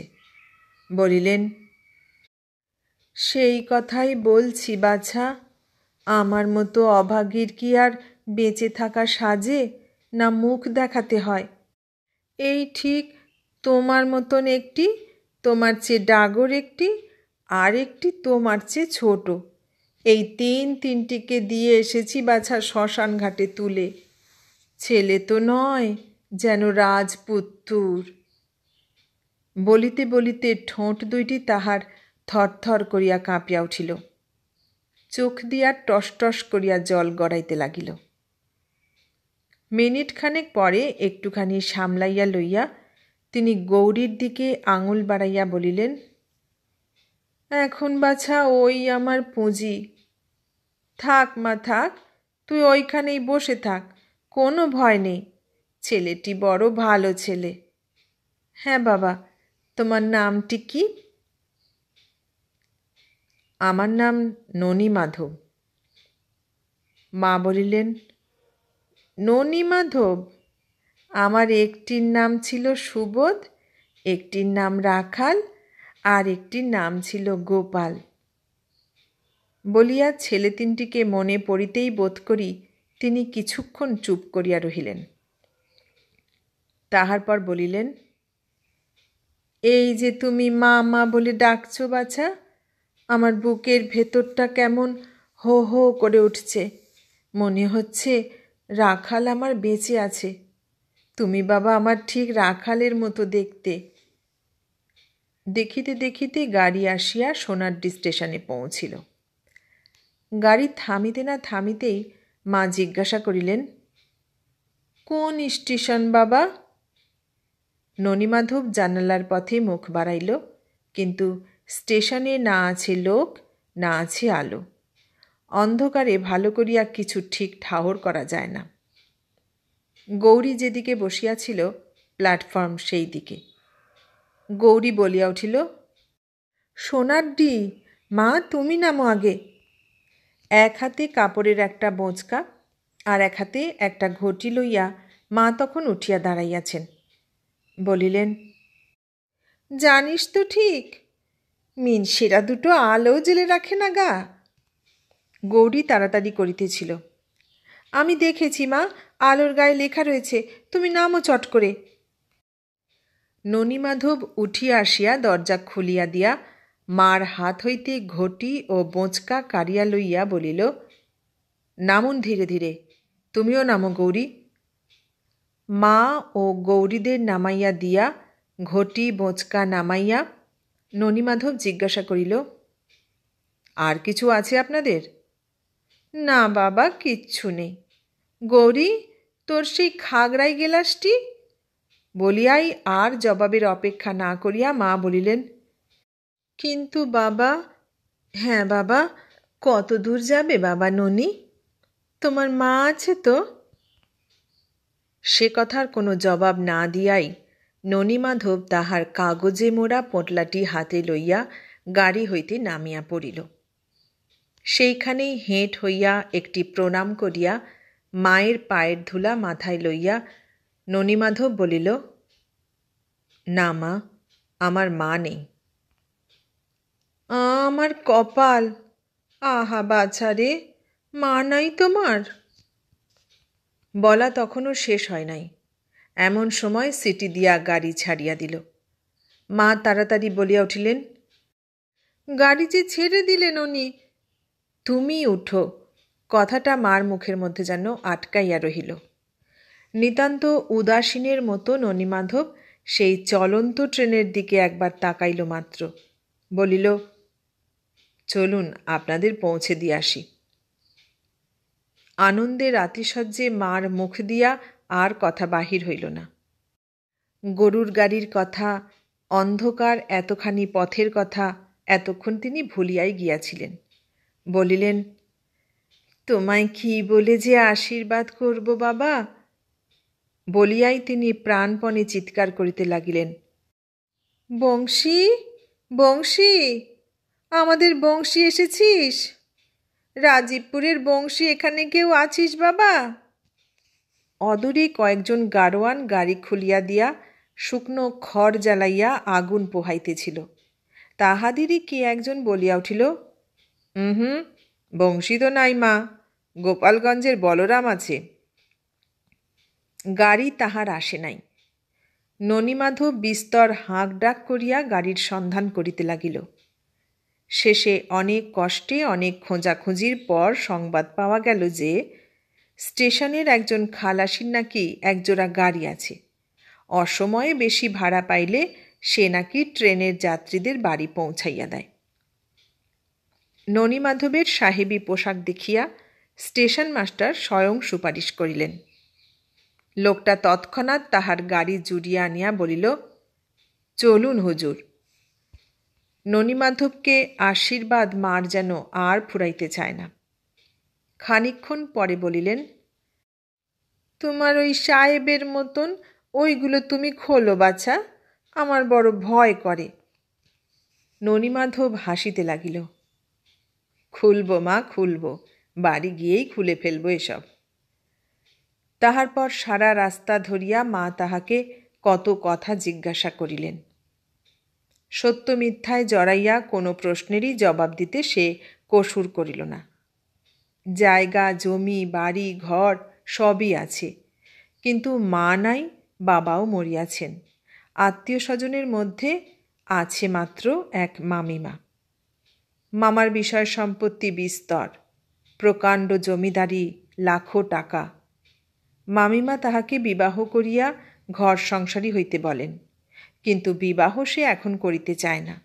তাই এমন করিয়া পালাইয়া পালাইয়া ঘুরিয়া ঘুরিয়া বেড়ায়। মা তাহার কথা শুনিতেছিলেন, সঙ্গে সঙ্গে ইহাও ভাবিতেছিলেন যে ছেলেটিকে এত রাত্রে বাড়ি লইয়া গিয়া তিনি কি খাইতে দিবেন। কথা শেষ হইলে গৌরীর মুখের পানে তাকাইয়া জিজ্ঞাসা করিলেন, কলা কি রাতের বেলা পারতে নেই মা? গৌরী বোধ করি অন্যমনস্ক ছিল। কথাটা সে ভালো বুঝিতে পারিল না। বলিল, কি মা, কি বললে? রাত্রির কালে গাছ থেকে কলার কাঁদি কাটলে কিছু হয় না কি গৌরী?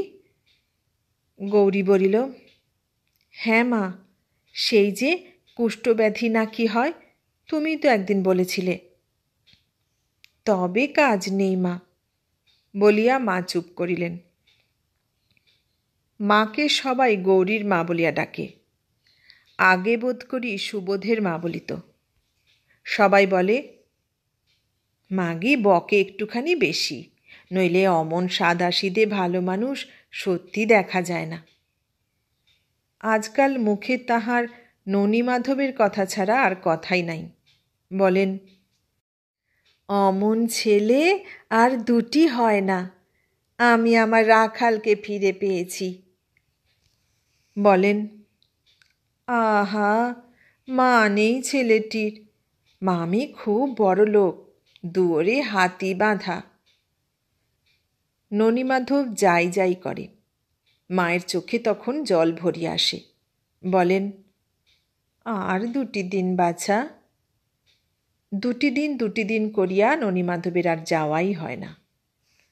মাসখানেক পরে হঠাৎ শোনা গেল ননীমাধবের সঙ্গে গৌরীর নাকি বিয়ে। গ্রামের লোক তো অবাক, যেমন ছেলে তেমনি মেয়ে। সবাই বলে, ভগবানের দেওয়া এমনি করেই জোটে, নইলে কোথায় তীর্থ করতে গিয়ে পথে দেখা। পাড়ার 2-1 হিতৈষিনী মেয়ে আসিয়া জিজ্ঞাসা করে, ছেলেটির খোঁজ খবর সব নিয়েছিস তো গৌরীর মা? বরের আপনজন কেউ এলো না যে এখনো।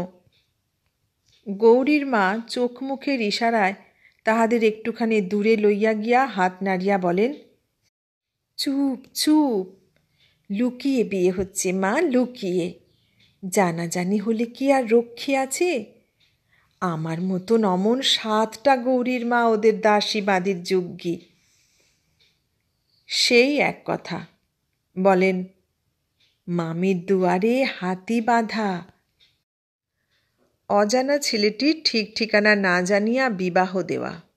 কেহ কেহ বলিতে লাগিল, নিজের ছাগল কেউ যদি মাথার দিকটায় না কেটে লেজের দিকে কাটে তো তোমারই বাকি, আমারই বাকি। নিজের মেয়ে যা খুশি তাই করুক না বাপু। কিন্তু মুরব্বী মাতব্বরেরা ছাড়িলেন না। তাহাদেরও দু একজন গৌরীর মাকে নেবৃতে ডাকিয়া লইয়া প্রশ্ন করিলেন। গৌরীর মা তাহাদেরও ঠিক সেই এক কথা বলিয়াই চুপ করাইয়া দিলেন। আমার 3 কাল গিয়ে 1 কালে ঠেকল, আর আমি বুড়ি মাগি কিনা না জেনে শুনেই কি যে বলো তোমরা। যাই হোক, কাহাকেও কিছু বলিতে হইল না। খুব খানিকটা ধুমধামের সঙ্গে পরের মাসের 3রা তারিখে শুভকার্য নির্বিঘ্নেই সুসম্পন্ন হইয়া গেল। গৌরী তাহার প্রতিবেশী সঙ্গিনীদের সঙ্গে হাসিয়া খেলিয়া ঘুরিয়া বেড়ায়, আর বাড়ি ঢুকিয়াই কেমন যেন লজ্জিত সংকুচিত হইয়া ওঠে। মা বলেন, আমার কপাল, বসে দুদণ্ড কথা কনা তোরা, দরজার ফুটো দিয়ে দেখি হিয়ে ঝুরোক। গৌরী মুচকি মুচকি হাসে, হাসিয়া যেন সে লজ্জায় আরও বেশি জড়সড় হইয়া যায়। রাত্রে সঙ্গিনীরা তাকে জোর করিয়া ঠেলিতে ঠেলিতে ননীমাধবের ঘরে পৌঁছাইয়া দিয়ে আসে। গৌরী সেই যে বিছানার এক পাশে মুড়িসুড়ি দিয়া শুইয়া পড়ে, একটি বারের জন্য মুখ তুলিতে পারে না। ননীমাধব বলে, কি গো লজ্জাবতী, লজ্জার যে সীমে নেই দেখছি। গৌরী মুখও তোলে না, কথাও বলে না, অথচ বিবাহের পূর্বে কথা সে তাহার সঙ্গে কতবার বলিয়াছে। ননীমাধব একবার উঠিয়া গিয়া বাহিরে দেখিয়া আসে কেহ আড়ি পাতিয়াছে কিনা। তাহার পর ফিরিয়া আসিয়া বলে, না, কেউ নেই। ডাকে, গৌরী। লেপের তলা হইতে গৌরী সাড়া দেয়, তাই তো বলি, বলিয়া ননীমাধব হাসে। গৌরী ধীরে ধীরে লেপের তলা হইতে মুখ বাহির করিয়া বলে, আজ এমন মজা হলো, মা বলে, তোরা দুজনে কথা ক, আমি দেখি। বলিয়া ফিক ফিক করিয়া হাসিতে হাসিতে আবার লেপের নিচে মুখ লুকায়। দুষ্টুমি করিয়া ননীমাধব লেপটা তুলিয়া ধরে। গৌরী হাসিয়া বলে, বারে, আমার শীত করে না। ননীমাধব তাহার মুখের পানে এক দৃষ্টে তাকাইয়া থাকে। বলে, করুক, কিন্তু তোমার ও দুলজোড়াটি খুলো না যেন, চমৎকার মানায়। এই দুলের প্রসঙ্গে গৌরী আর কথা বলে না, চুপ করিয়া কি যেন ভাবে। চুপ করে রইলে যে, কি বলবো? জবাবটা ননীমাধবের ভালো লাগে না। বলে, তোমার কি মনে হয় ট্রেনে সেদিন তোমার ও দুটো আমি চুরি করতে চেয়েছিলাম? গৌরী এবার কথা কয়। বলে, তা না তো কি? তোমার তাই বিশ্বাস? গৌরী ঘাড় নাড়িয়া বলিয়া সরিয়া লেপের তলায় গিয়া ঢোকে।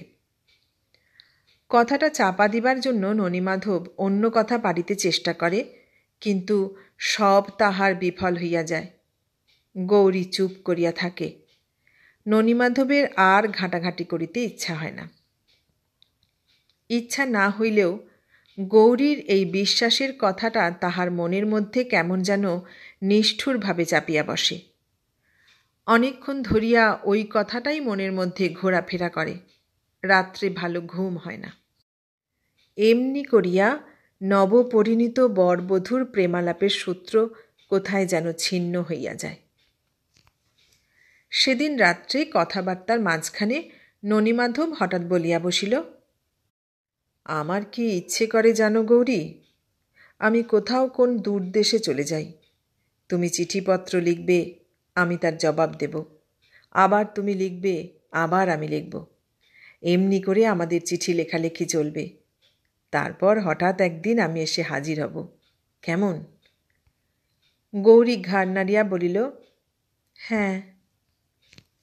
ননীমাধব জিজ্ঞাসা করিল, আমি কাছে থাকব না, তোমার মন কেমন করবে না? এবারেও গৌরী ঘাড় নাড়িয়া বলিল, হ্যাঁ, করবে। বলিয়াই একটুখানি থামিয়া জিজ্ঞাসা করিল, কোথায় যাবে? যাব না কোথাও, এমনি বলছিলাম, যদি যাই। গৌরী তাহার মুখের কাছে মুখ লইয়া গিয়া বলিল, না, তুমি যেও না। কথাটা অন্যদিকে চলিয়া যায় দেখিয়া ননীমাধব কহিল, যাচ্ছি আর কোথায়, যাব না। কিন্তু ধরো যদি যাই, তুমি তো ভালো লিখতে পড়তে জানো না, চিঠি তুমি কাকে দিয়ে লেখাবে? গৌরী তাহার চক্ষু স্থির করিয়া একটুখানি ভাবিয়া বলিল, কেন, মিনিকে দিয়ে। মিনিকে? জানি না যেন। সেই যে তোমায় কার্তিক বলে ডাকে, সেই যে কানে বটফল আছে, নাকে চিরিতন। ননীমাধব বলিল, ও, সে তো লিখতে ভালো জানে না, আমি দেখেছি। গৌরী সত্যই চিন্তিত হইয়া পড়িল, বলিল, তবে তবে ওই জিতুকে দিয়ে। জিতুকে? মিনির ভাই গো, ওইটুকু ছেলে 3rd ক্লাসে পড়ে। বলিয়া ননীমাধব সহসা গম্ভীর হইয়া পড়িল, এবং তাহাকে চুপ করিয়া থাকিতে দেখিয়া গৌরীর কি যেন মনে হইল। বলিল, তোমার গিয়ে কাজ নেই। ননীমাধব নিষেধ করে, বলে, তুমি ছেলে মানুষ নও, যেও না ওদের সঙ্গে, পাড়ার মেয়েগুলো ভালো নয়।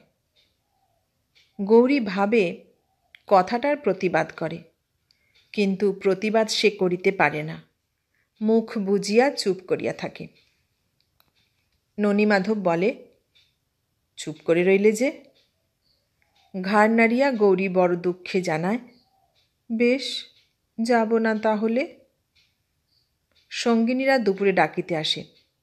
গৌরী বলে, না ভাই, এইখানেই খেলা করি আয়। মিনি বলে, কেন লা, বাড়ি ছেড়ে আর বুঝি তো নড়তে ইচ্ছে করে না? গৌরী লজ্জিত হইয়া হাসিয়া বলে, ধ্যাৎ, তা কেন? তবে আর কি, চল। বলিয়া মিনি তাহাকে একরকম জোর করিয়াই ধরিয়া লইয়া যায়। পথ চলিতে চলিতে মিনিকে সে একটুখানি দূরে লইয়া গিয়া কাঁধে হাত দিয়া চুপি চুপি বলে, ও ভাই বারণ করেছে। মিনি বলে, ও মা গো, কেন, আমরা কি তোকে খেয়ে ফেলবো নাকি? গৌরীও বলে, কে জানে ভাই, কী রকম যে মানুষ। ননীমাধব আবার আর একদিন বারণ করে। বললাম, তবু শুনলে না তো। কথাটা গৌরীর মনেই ছিল না, বলিল, কি ভুলে গেছ? তা যাবে বই কি। গৌরী মনে করিবার চেষ্টা করিতে থাকে, বলে, ও সেই কথা, আচ্ছা আর যাব না দেখো।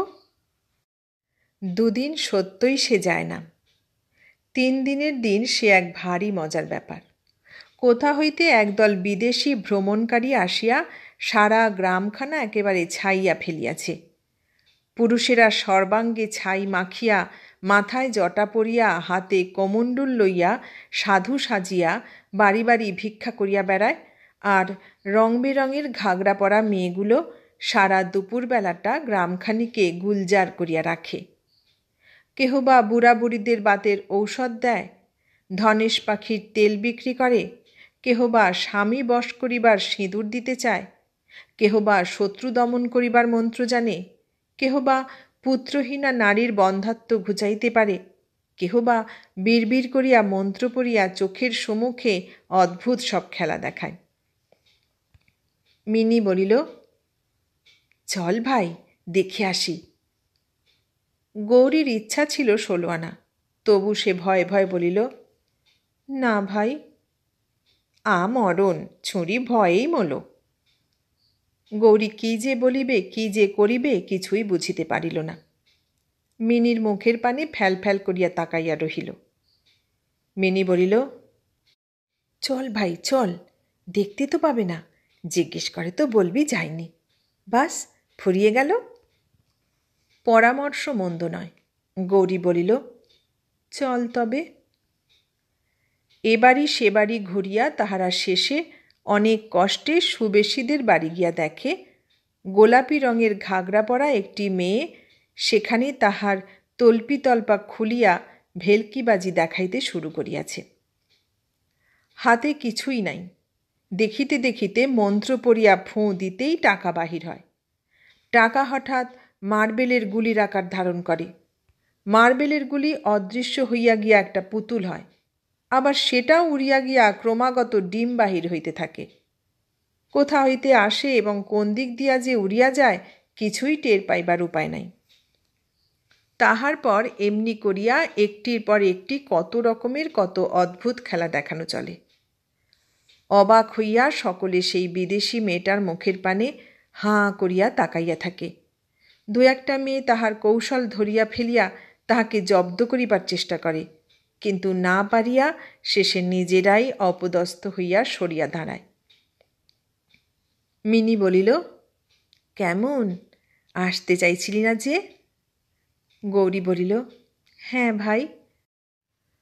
ঘুরিয়া ফিরিয়া ইহার উহার বাড়ি গল্প করিয়া বাড়ি যখন তাহারা ফিরিল তখন প্রায় সন্ধ্যা।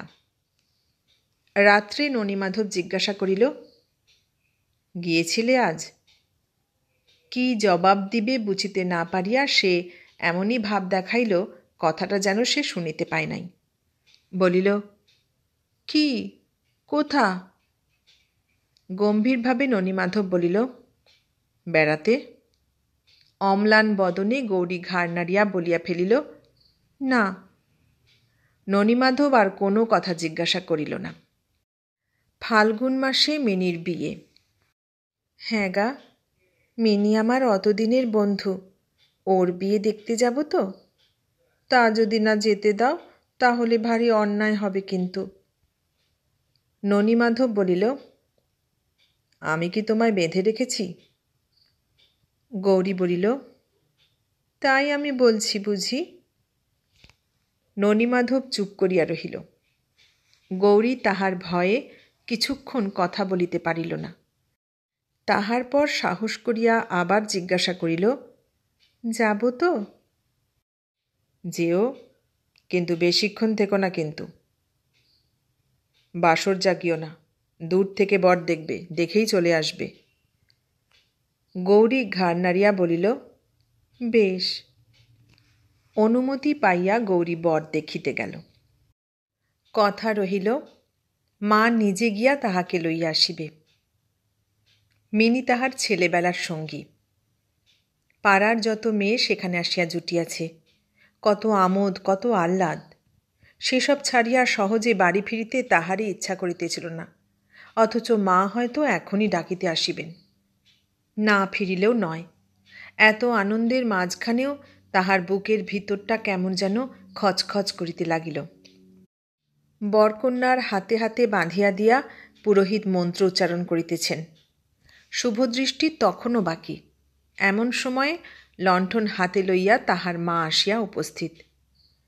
তাহাকে দেখিবা মাত্র গৌরীর বুকের ভেতরটা কেমন যেন ধক করিয়া উঠিল। গৌরীর মা আসিতেই বর্ষীয়সী মেয়েরা তাহাকে ঘিরিয়া ধরিল। এসো মা, এসো, তুমি না এলে কি? মা বলিলেন, হ্যাঁ মা, আসতাম এতক্ষণ, কিন্তু জামাই রয়েছে ঘরে বাছা, না খাইয়ে শুইয়ে তো আসতে পারি না মা। কই বর দেখি। ছানলাতলায় একটুখানি দূর হইতে লণ্ঠন তুলিয়া মা বর দেখিলেন। ও মা, এ যে বেশ ছেলেটি। আহা, এ যে ঘর আলো করা জামাই হয়েছে বাছা। কই মিনুর মা কই? বলিয়া তিনি পিছন ফিরিতেই পট্টবস্ত্র পরিহিতা মিনুর মা তাহার পদধূলি গ্রহণ করিয়া অনুচ্চ কণ্ঠে কহিলেন, আশীর্বাদ করো মা, আমার মিনু যেন। কথাটা শেষ হইল না। আনন্দে তাহার কণ্ঠ সহসা রুদ্ধ হইয়া গেল। ঘরের ভেতর মিনির যত সমবয়সী বন্ধুরা তখন হল্লা করিতেছে। মা ডাকিলেন, কই মা গৌরী, আয় বাছা আয়। কিছুক্ষণ আগে বোধ করি তাহাদের এই কথাই হইতেছিল। কে একটা মেয়ে যেন বলিয়া উঠিল, মায়েরই আর কি। গৌরীও বলিল, দাঁড়াও না মা একটুখানি, এই একটুখানি, শুভ দৃষ্টি হয়ে যাক। একটি মেয়ে তাড়াতাড়ি ছুটিয়া গিয়া মিনির মাকে খবর দিয়ে আসিল। তাই নাকি? মিনির মা ওদিকের কাজ ফেলিয়া দিয়া ছুটি আসিলেন। ও মা, সে কি কথা গো, গেলেই হলো কি না? বলিয়া হাসিতে হাসিতে তিনি তাহাকে সেখান হইতে টানিয়া বাহিরে লইয়া গেলেন। গৌরীর মাকে ভুলাইতে আর কতক্ষণ? নিতান্ত সহজ সরল ভালো মানুষ। বিয়েবাড়ির কাজে লাগাইয়া দিবা মাত্র বাড়ি ফিরিবার কথা তাহার আর মনেই রহিল না। বিবাহ শেষ হইয়া গেল। বরযাত্রীদের খাওয়া দাওয়া চুকিল। বাসরের উদ্যোগে মেয়েরা তখন মাতিয়া উঠিয়াছে। গৌরীর মনে পড়িল বাসরে যাওয়া তাহার নিষেধ। একবার ভাবিল মাকে লইয়া চুপি চুপি এই সময় সে সরিয়া পড়ে। সারাদিন উপবাসের পর মিনুর মা তখন মিনুকে তাহার কোলে বসাইয়া আদর করিয়া নিজের হাতে খাওয়াইয়া দিতেছেন। লাল চেলি পরা মিনুর কপালে চন্দনের ফোঁটা, হলুদ রঙের সুতা বাঁধা হাতে একটি রূপার কাজললতা। মিনু তাহার মার কোল হইতে মুখ তুলিয়া ছোট একটা মেয়েকে কাছে ডাকিয়া চুপি চুপি বলিল, গৌরীকে ডাকতো সাবু। আহা, গৌরীকে সে অনেকক্ষণ দেখে নাই। গৌরী কাছে আসিয়া বসিতেই লজ্জায় সে মায়ের কোল হইতে নামিয়া বলিল, আর খাবো না মা। বলিয়াই সে গৌরীর একখানি হাত চাপিয়া ধরিয়া জল ভরা চোখে তাহার মুখের পানে একবার তাকাইল। বলিল, যাস নে ভাই। গৌরী তখন ঝরঝর করিয়া কাঁদিয়া ফেলিয়াছে। মিনুর মা তাহাকে চুপ করাইলেন। ছি মা, আনন্দের দিনে আজ কি চোখের জল? বলিয়া তাহাকে চুপ করাইতে গিয়া তিনিও মহা বিপদে পড়িলেন। নিজের চোখের জল গোপন করা তাহার পক্ষে দুঃসাধ্য হইয়া উঠিল। মা ও মেয়ে বাড়ি যখন ফিরিল, রাত্রি তখন অনেক হইয়াছে। মা একবার বলিলেন, যা মা, তুই ওপরে যা। পা টিপিয়া টিপিয়া গৌরী দোতলায় গিয়া দেখে ননীমাধবের ঘরের দরজায় ভিতর হইতে খিল বন্ধ। ফিরিয়া আসিয়া বলিল, আজ আমি তোমার কাছে শুই মা। মা আজকাল মেয়েকে লইয়া শুইতে পান না। বলিলেন, বেশ তো, দরজা বুঝি বন্ধ? গৌরী চুপ করিয়া রহিল। পরদিন সকালে ননীমাধব কোনো কথাও জিজ্ঞাসা করিল না।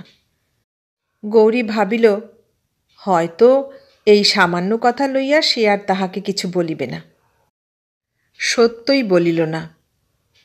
রাত্রে সে মাত্র একবার জিজ্ঞাসা করিল, সকালে এসেছিলে? ঘাড় নাড়িয়া গৌরী বলিল, না, এসেছিলাম রাত্রেই। কি করব বলো, কিছুতেই ছাড়ে না, তাই একটুখানি দেরি হয়ে গেল। এসে দেখি দরজায় তোমার খিল বন্ধ। মায়ের কাছেই শুয়েছিলাম। কিছু না বলিয়া ননীমাধব এমনইভাবে চুপ করিয়া রহিল যে গৌরীর মনে হইল কথাটা সে বিশ্বাস করে নাই। বলিল, মাকে না হয় জিজ্ঞেস করে দেখো। ননীমাধব তথাপি নিরুত্তর। মিনুকে তাহার শ্বশুরবাড়ি পর্যন্ত পৌঁছাইতে গিয়াছিল মিনুর সেই 3rd ক্লাসে পড়া ভাই জিতু। সেদিন বৈকালে গৌরী তাহাদের রান্নাঘরের সম্মুখে বসিয়া পান সাজিতেছে, এমন সময় ছুটিতে ছুটিতে জিতু আসিয়া হাজির। গৌরী তাহাকে দেখিবা মাত্র পান সাজা ফেলিয়া হাসিয়া জিজ্ঞাসা করিল, ফিরে এলি তোরা? কেমন শ্বশুরবাড়ি রে? জিতু তাহার সম্মুখে চাপিয়া বসিল। বসিয়া 2 হাঁটুর উপর হাত রাখিয়া দুলিয়া দুলিয়া মিনুর শ্বশুরবাড়ির গল্প আরম্ভ করিল। প্রথমেই আরম্ভ করিল, 2টো যা কুকুর আছে বাড়িতে, ফাইন, একটা কালো আর একটা কালোয় সাদায়। গৌরী কুকুরের গল্প শুনিতে চায় নাই। জিজ্ঞাসা করিল, শ্বশুর শাশুড়ি আছে কিনা তাই বলাগে। দাঁড়াও বলছি। বলিয়া কুকুর দুটো যে নূতন মানুষ দেখিলেই চিৎকার করে এবং তাহাকেও যে দিন কতক অত্যন্ত বিব্রত করিয়া তুলিয়াছিল, প্রথমে সেই কথাই বলিল। পরে জামাইবাবু কেমন করিয়া তাহাদের সঙ্গে তাহার ভাব করিয়া দিলেন, অঙ্গভঙ্গি সহকারে তাহার বিস্তারিত বর্ণনা করিয়া বলিল, হ্যাঁ, শ্বশুর আছে, শাশুড়িও আছে।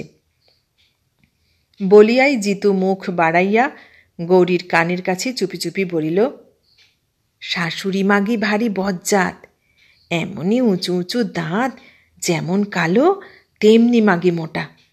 দিদিকে আসতে দিচ্ছিল না কিছুতেই, তবে শ্বশুরটা ভালো।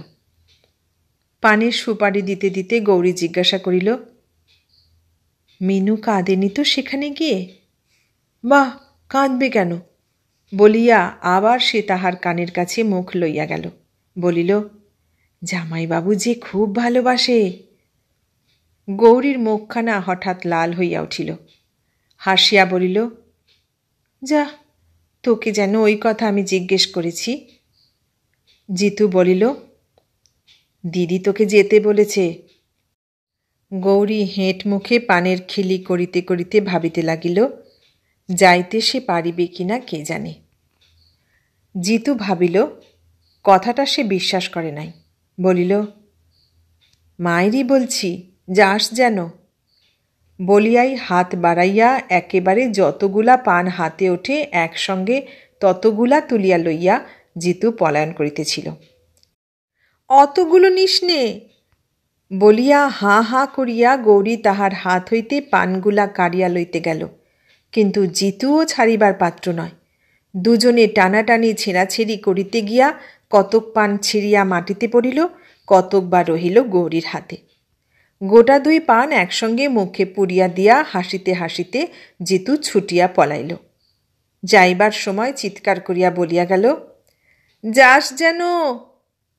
ঘাড় নাড়িয়া গৌরী বলিল, যাব। বলিয়াই সে মুখ ফিরাইতেই উপরের জানালার দিকে সহসা তাহার নজর পড়িল। দেখিল জানালা খোলা, আর সেই জানালার একটা কপাটের আড়ালে ননীমাধবের সন্দিগ্ধ তীক্ষ্ণ দুই চক্ষু তাহারই উপর স্থির নিবদ্ধ।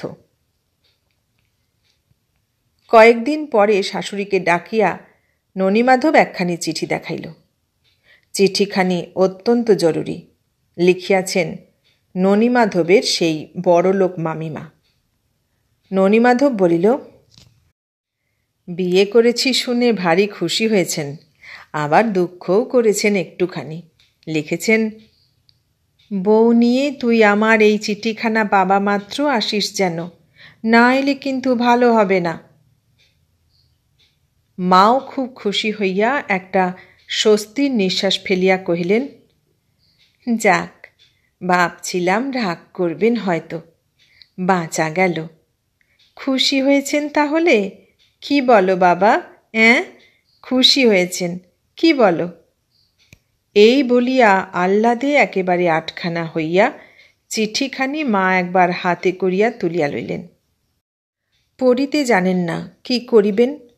নাড়াচাড়া করিতে করিতে বলিলেন, এই দুটি কথা তাও খামে চিঠি লিখেছেন, যেতে বলেছেন, তা বলবেন বই কি। কিয়ৎক্ষণ পরে ননীমাধব জিজ্ঞাসা করিল, কি হবে তাহলে? কবে যাওয়া হচ্ছে আমাদের?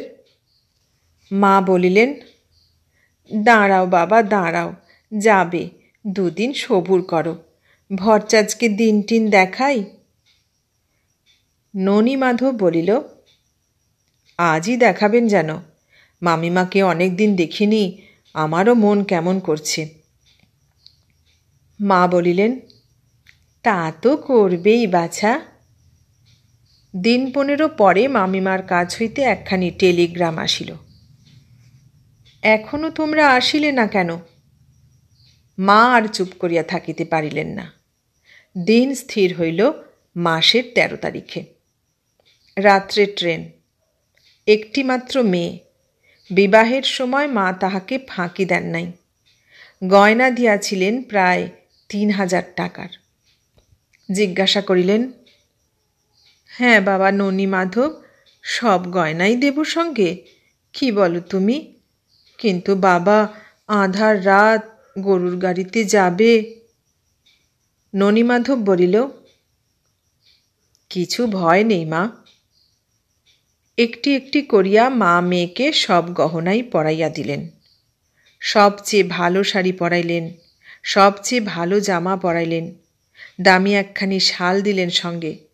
তাহার পর প্রয়োজনীয় জিনিসপত্র গুছাইয়া দিয়া সাবধানে থাকিতে বলিয়া পিঠে হাত দিয়া বলিলেন, কাঁদিস নে মা, বড় জোর 7 দিন কি 10 দিনের বেশি রাখবে না, আমি বলে দিয়েছি ননি মাধবকে। কাঁদিতে নিষেধ করিয়া মাও কাঁদিলেন। তোকে ছেড়ে একা ঘরে আমি থাকবো কেমন করে মা? গরুর গাড়ি আসিয়া দরজায় দাঁড়াইল। শীতকাল, অন্ধকার রাত্রি। গ্রামে তখনও পর্যন্ত 2-1জনের খামারে ধান ঝাড়াইয়ের কাজ চলিতেছিল। গাড়ির নিচে গাড়োয়ান একটি লণ্ঠন বাঁধিয়া লইল। মাও কাঁদিলেন, মেয়েও কাঁদিল। মেয়ে জামাই গাড়িতে উঠিয়া বসিলে গাড়োয়ান গাড়ি ছাড়িয়া দিল। যতক্ষণ দেখিতে পাওয়া গেল, লণ্ঠন হাতে লইয়া দরজার কাছে মা দাঁড়াইয়া রহিলেন। দুধারে ধানের ক্ষেত, মাঝখানে গরুর গাড়ি চলিবার পথ, চারিদিকে অন্ধকার, আকাশে অগণিত নক্ষত্র। গাড়ির নিচে লণ্ঠনটির আলোকে পথের একটুখানি মাত্র দেখা যাইতেছিল। দূরে দূরে কয়েকটা অস্পষ্ট গ্রাম।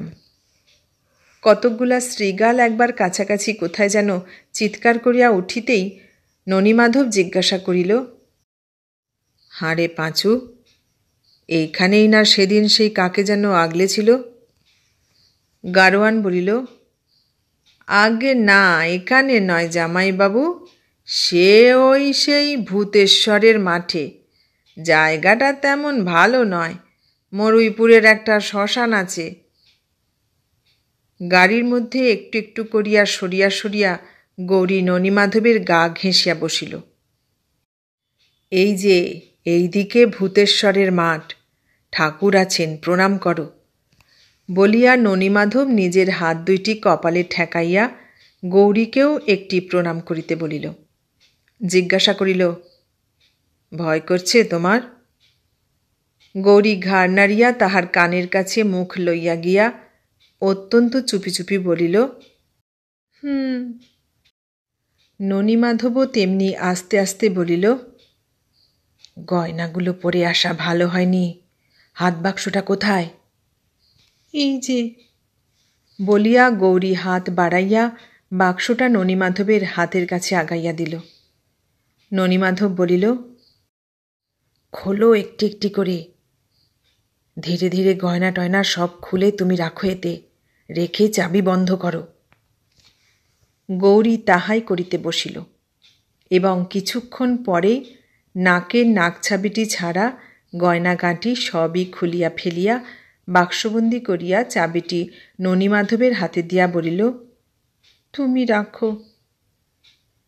ননিমাধব বলিল, চাবি থাক না তোমার কাছে। গৌরী ঘাড় নাড়িয়া চুপি চুপি বলিল, না, যদি কেড়ে নেয়। বলিয়া ফিক করিয়া একটুখানি হাসিল। অন্ধকারে সে হাসির কিছু দেখা গেল না, কিন্তু গৌরীর মাথাটা তাহার কোলের উপর ঢলিয়া পড়িতেই ননিমাধব ধীরে ধীরে তাহা কোল হইতে নামাইয়া দিয়া বলিল, ঘুম পাচ্ছে তো, শো এখানে। গাড়ি স্টেশনে আসিয়া পৌঁছিল। সেই স্টেশন। সেদিনও এমনি এক অন্ধকার রাত্রে তাহারা এইখানে আসিয়াই নামিয়াছিল। লণ্ঠনের কাঁচটা কালি পড়িয়া পড়িয়া একেবারে কালো হইয়া গেছে। গৌরী কতদিনের জন্য বাপের বাড়ি ছাড়িয়া চলিয়াছে কে জানে। পাঁচুর সঙ্গে কথা বলিবার আর কোনো ছুতা না পাইয়া বলিল, এ আলোয় তুমি কেমন করে ফিরে যাবে পাঁচু?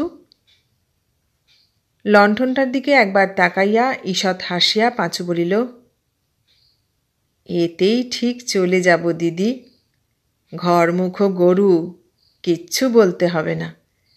দেখতে না দেখতে ওরা উড়িয়ে নিয়ে গিয়ে ফেলবে। আরও কি যেন সে বলিতে যাইতেছিল, কিন্তু তাহার ঠোঁট দুইটি কাঁপিয়া উঠিল, কিছুই বলা হইল না।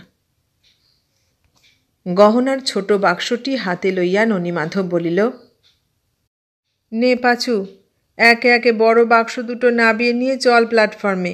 দেখি গাড়ি আসতে হয়তো আর বেশি দেরি নেই। স্টেশনটি নিতান্ত ছোট। প্ল্যাটফর্ম বলিতে কোথাও কিচ্ছু ছিল না। গাড়ি যেখানে আসিয়া দাঁড়ায় লাইনের ধারে সেইখানের জমিটা মাত্র লাল কাঁকর বিছাইয়া সমতল করা হইয়াছে। চারিদিক অন্ধকার। স্টেশন ঘরের সম্মুখে দেওয়ালের গায়ে মাত্র কেরোসিনের একটি আলো মিটমিট করিয়া জ্বলিতেছিল। বাকি আলোগুলা তখনও জ্বালানো হয় নাই। বাংলাদেশে শীত তখন আর নাই বলিলেই হয়। চৈত্রের প্রথম, বসন্তের হাওয়া বহিতেছিল। বাক্স দুটি নামাইয়া দিয়া প্রণাম করিয়া পাঁচু বিদায় লইল। ননীমাধব বলিল, বসো তুমি ওই বাক্সের ওপর চেপে। কিন্তু স্বামী দাঁড়াইয়া আছে, নিজে বসিবে কেমন করিয়া? গৌরী ইতস্তত করিতেছিল। ননীমাধব বলিল, বসো, আমি টিকিট কেটে আনি।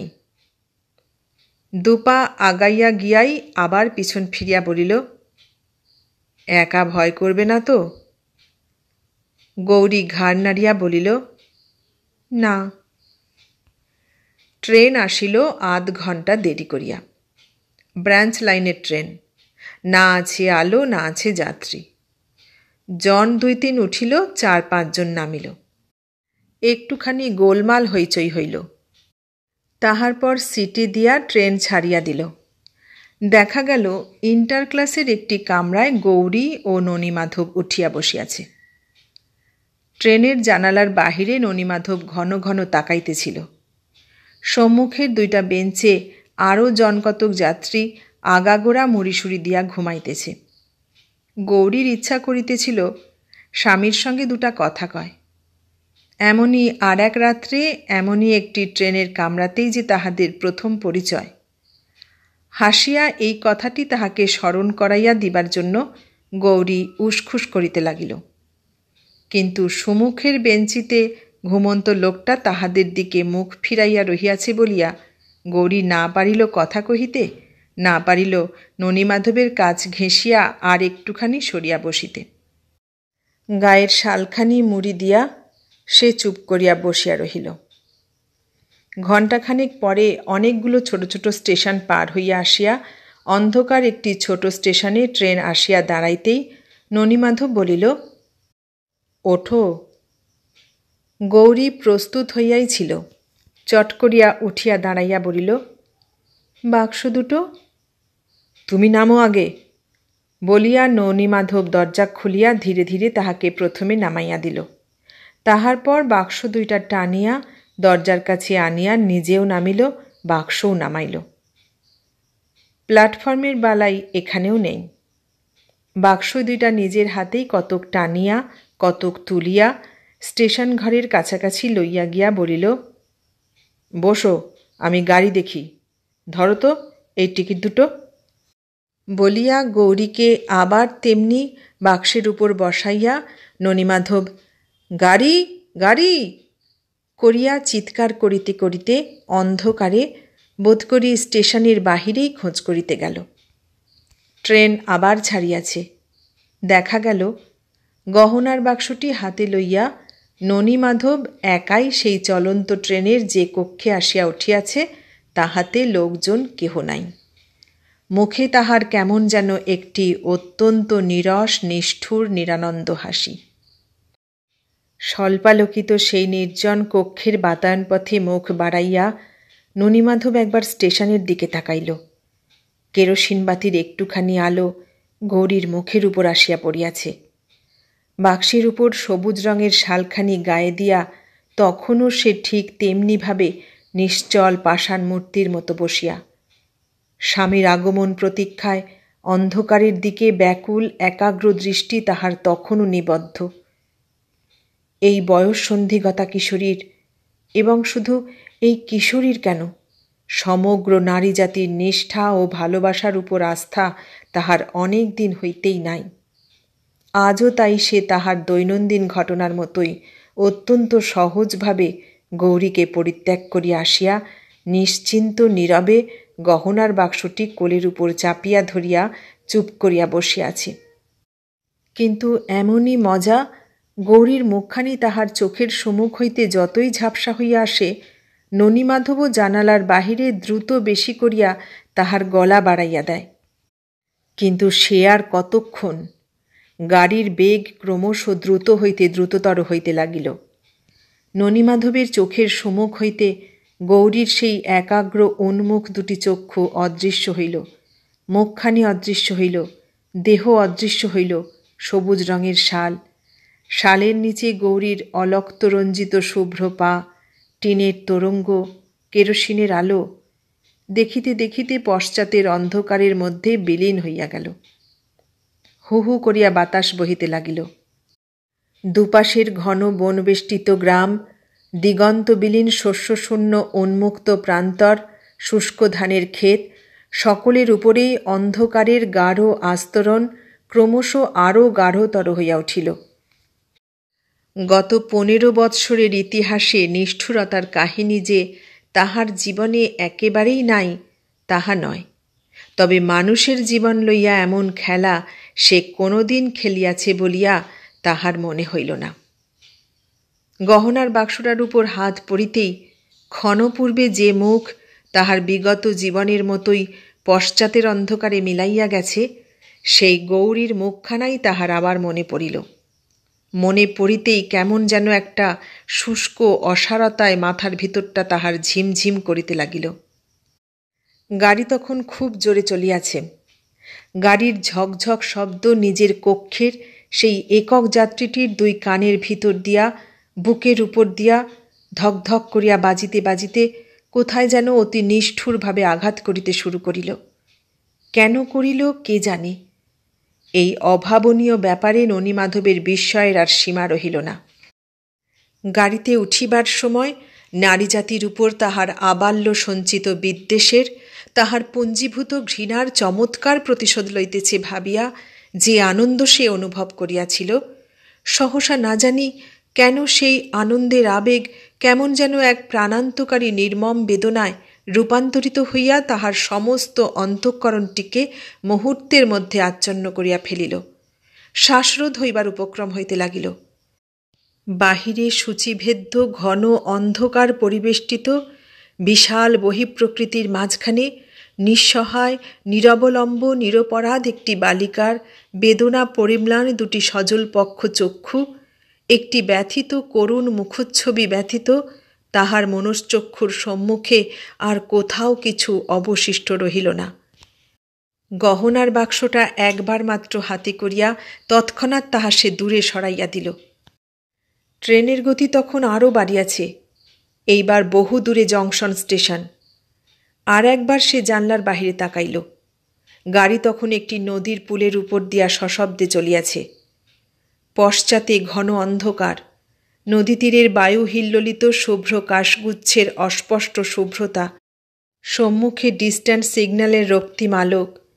ও যেন সেই পরিত্যক্তা গৌরীর 2টি ব্যথিত পাণ্ডুর চোখের মতো জলজল করিতেছে। ননীমাধব কোনো প্রকারেই সেদিক হইতে তাহার মুখ ফিরাইতে পারিল না। কিন্তু বাসন্তীর মুখখানা এখনও তাহার মনে আছে। মায়ার কথাও বিস্তৃত হয় নাই। ও মেয়ে সেই তাহাদেরই জাত, এই কথা ভাবিয়া সে জোর করিয়া চোখ বুজিল। চোখ বুজিয়াও নিস্তার নাই। মুদ্রিত চক্ষুর সম্মুখবর্তী মসীকৃষ্ণ ঘন অন্ধকারের দুর্ভেদ্য যবনিকা ভেদ করিয়া সে আলোকে যেন তাহার অন্তরের মাঝখানে প্রবেশ করিতে চায়। এতদিন পরে সত্যই তাহার মনে হইতে লাগিল, নিখিলব্যাপী এই বিরাট মিথ্যাচারের বাহিরে সত্যবস্তু হয়তোবা কোথাও কিছু থাকিতেও পারে। পরের স্টেশনে ট্রেন আসিয়া দাঁড়াইতেই সে নামিয়া পড়িল। একটা লোককে জিজ্ঞাসা করিল, ফিরে যাবার ট্রেন কখন মশাই? লোকটি বলিল, জানি না, আর কাউকে জিজ্ঞাসা করুন। এতক্ষণ শুনলেন শৈলজানন্দ মুখোপাধ্যায়ের লেখা গল্প বধূ বরণ। কেমন লাগলো গল্পটা? ভালো লাগলে লাইক কমেন্ট শেয়ার করবেন, আর নতুন বন্ধু হলে সাবস্ক্রাইব করার অনুরোধ রইল। সবাইকে অনেক ধন্যবাদ জানিয়ে আজ এখানেই শেষ করলাম।